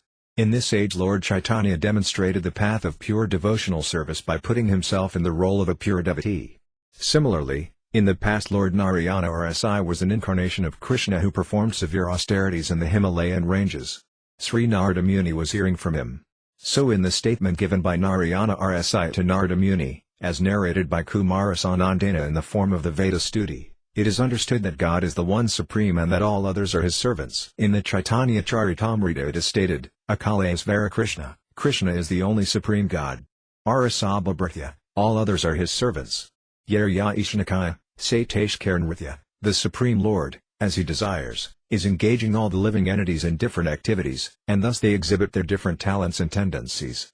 This Veda stuti is thus the original instruction regarding the relationship existing between the living entity and the Supreme Personality of Godhead. The highest platform of realization for the living entity is the attainment of devotional life. One cannot be engaged in devotional life, or Krishna consciousness, unless one is fully free from material contamination. Narayana Rsi informed Narada Muni that the essence of all the Vedas and Vedic literatures, namely, the four Vedas, the Upanishads, the Puranas and the Vedanta Sutra, is to render transcendental loving service to the Lord. In this connection Narayana Rsi has used one particular word, rasa. In devotional service this rasa is the medium, or the basic principle, for the exchange of dealings between the Lord and the living entity. Rasa is also described in the Vedas, rasa vyasa. The Supreme Lord is the reservoir of all pleasure. All the Vedic literatures, including the Puranas, the Vedas, the Upanishads and the Vedanta Sutra, teach the living entities how to attain the stage of rasa. The Bhagavatam also says that the statements in the Mahapurana, Śrīmad-Bhāgavatam, constitute the essence, rasa, of all Vedic literature. Nigamakalpatarga Leadam Phalam, the Bhagavatam is the essence of the ripened fruit of the tree of the Vedic literature. We understand that with the breathing of the Supreme Personality of Godhead there issued forth the four Vedas, namely the Arjuna Veda, the Yajur Veda, the Sama Veda and the Atharva Veda, and also the histories like the Mahabharata and all the Puranas, which are considered to be the history of the world. The Vedic histories like the Puranas and Mahabharata are called the fifth Veda. The 28 verses of the Veda stuti are to be considered the essence of all Vedic knowledge. The four Kumaras and all other authorized sages know perfectly that devotional service in Krishna consciousness is the essence of all Vedic literatures, and they preach this on different planets, traveling in outer space. It is stated herein that such sages, including Narada Muni, hardly ever travel on land, they perpetually travel in space.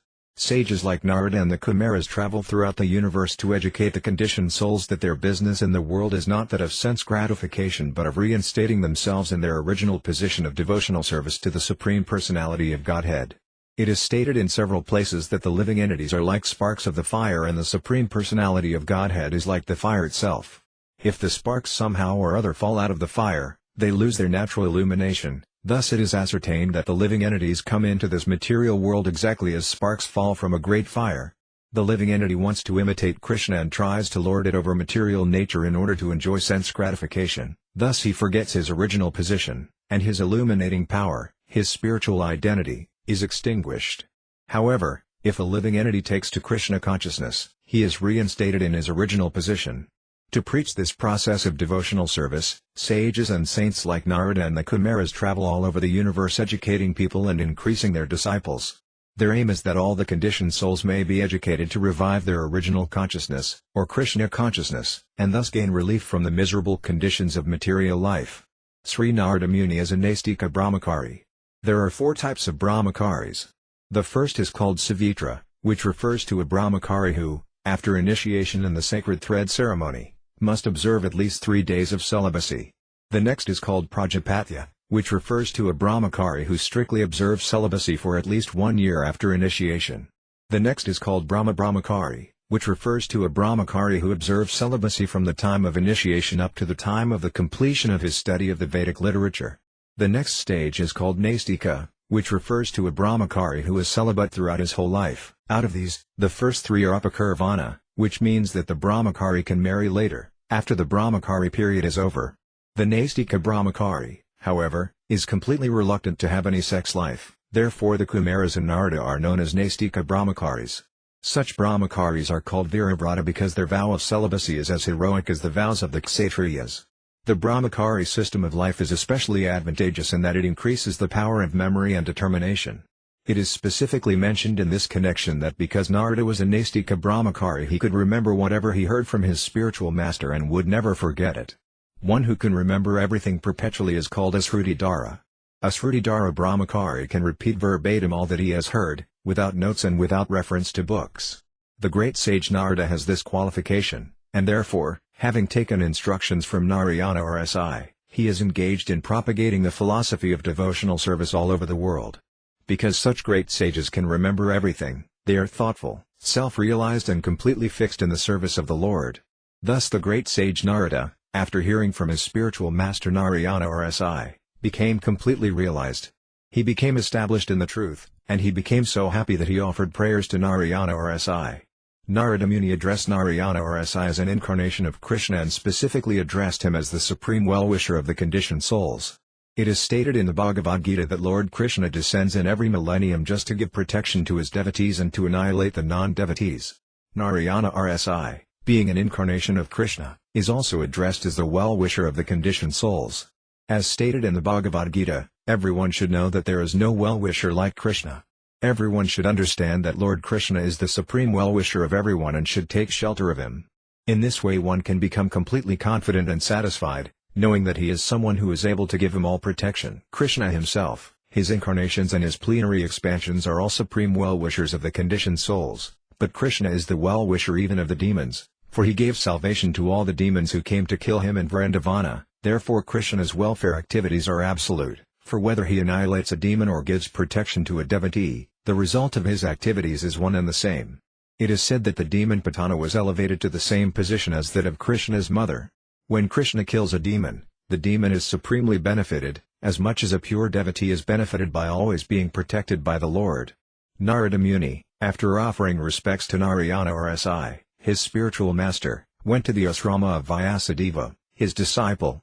Being properly received by Vyāsadeva in his asrama and seated very comfortably, Narada Muni narrated the entire story of what he had heard from Narayana or Si. In this way Sukadeva Goswami informed Maharaja Pariksit of the answers to his questions regarding the essence of Vedic knowledge and what is considered to be the ultimate goal in the Vedas. The supreme goal of life is to achieve the transcendental blessings of the Supreme Personality of Godhead and thus become engaged in the loving service of the Lord.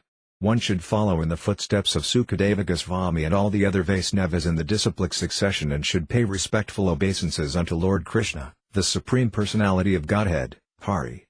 The 4 sects of Vaisnava disciplic succession, namely the Madhva Sampradaya, the Ramanuja Sampradaya, the Visnusvami Sampradaya and the Nimbarka Sampradaya, in pursuance of all Vedic conclusions, agree that one should surrender unto the Supreme Personality of Godhead.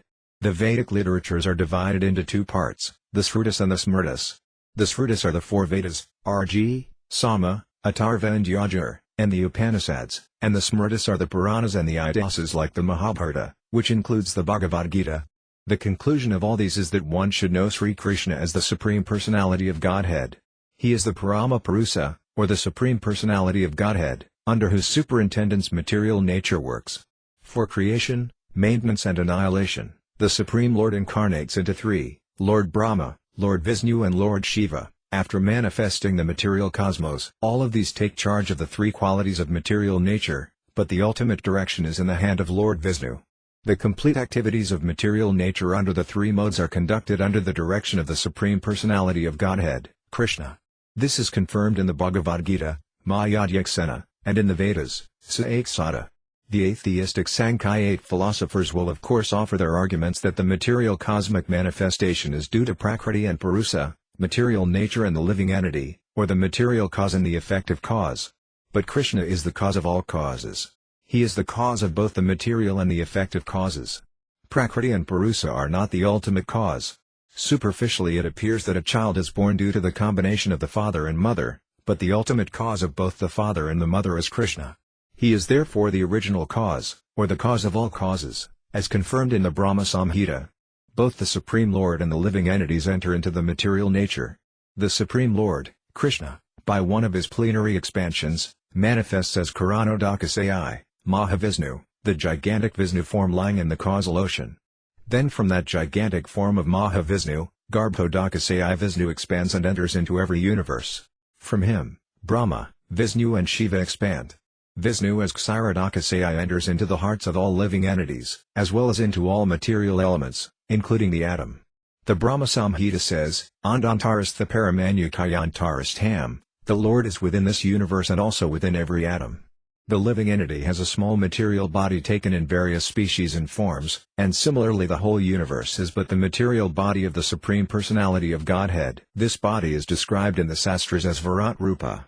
As the individual living entity maintains his particular body, the Supreme Personality of Godhead maintains the whole cosmic creation, entering within it. As soon as the individual living entity leaves the material body, the body is immediately annihilated, and similarly as soon as Lord Vishnu leaves the cosmic manifestation, everything is annihilated.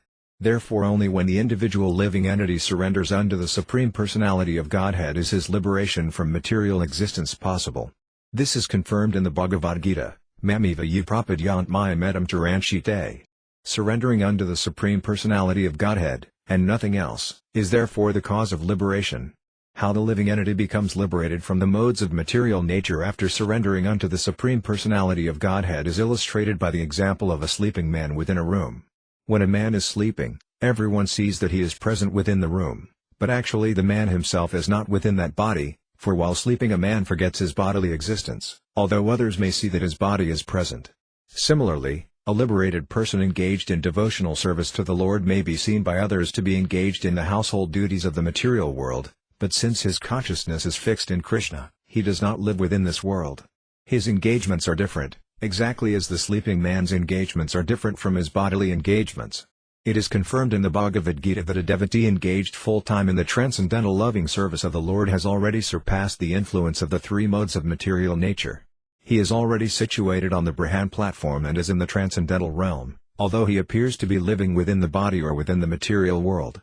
In this connection, Śrīla Prabhupāda states in his Bhakti Rasamrita Sindhu that the person whose only desire is to serve the Supreme Personality of Godhead may be situated in any condition in the material world, but he is to be understood as Jivan Mukta, that is to say, he is to be considered liberated while living within the body or the material world. The conclusion, therefore, is that a person fully engaged in Krishna consciousness is a liberated person. Such a person actually has nothing to do with his material body or the material world. Those who are not in Krishna consciousness are called karmas and jnanis, and they hover on the bodily and mental platforms and thus are not liberated. This situation is called Kaivalyanarasta yoni. But a person situated on the transcendental platform is freed from the repetition of birth and death. This is confirmed in the Bhagavad Gita, 4th chapter, simply by knowing the transcendental nature of the Supreme Personality of Godhead, Krishna, one becomes free from the chains of the repetition of birth and death, and after quitting his present body he goes back home, back to Godhead. This is the conclusion of all the Vedas. Thus after understanding the prayers offered by the personified Vedas, one should surrender unto the lotus feet of Lord Krishna. Thus ends the Bhaktivedanta purport of the 87th chapter of Krishna, Prayers by the Personified Vedas.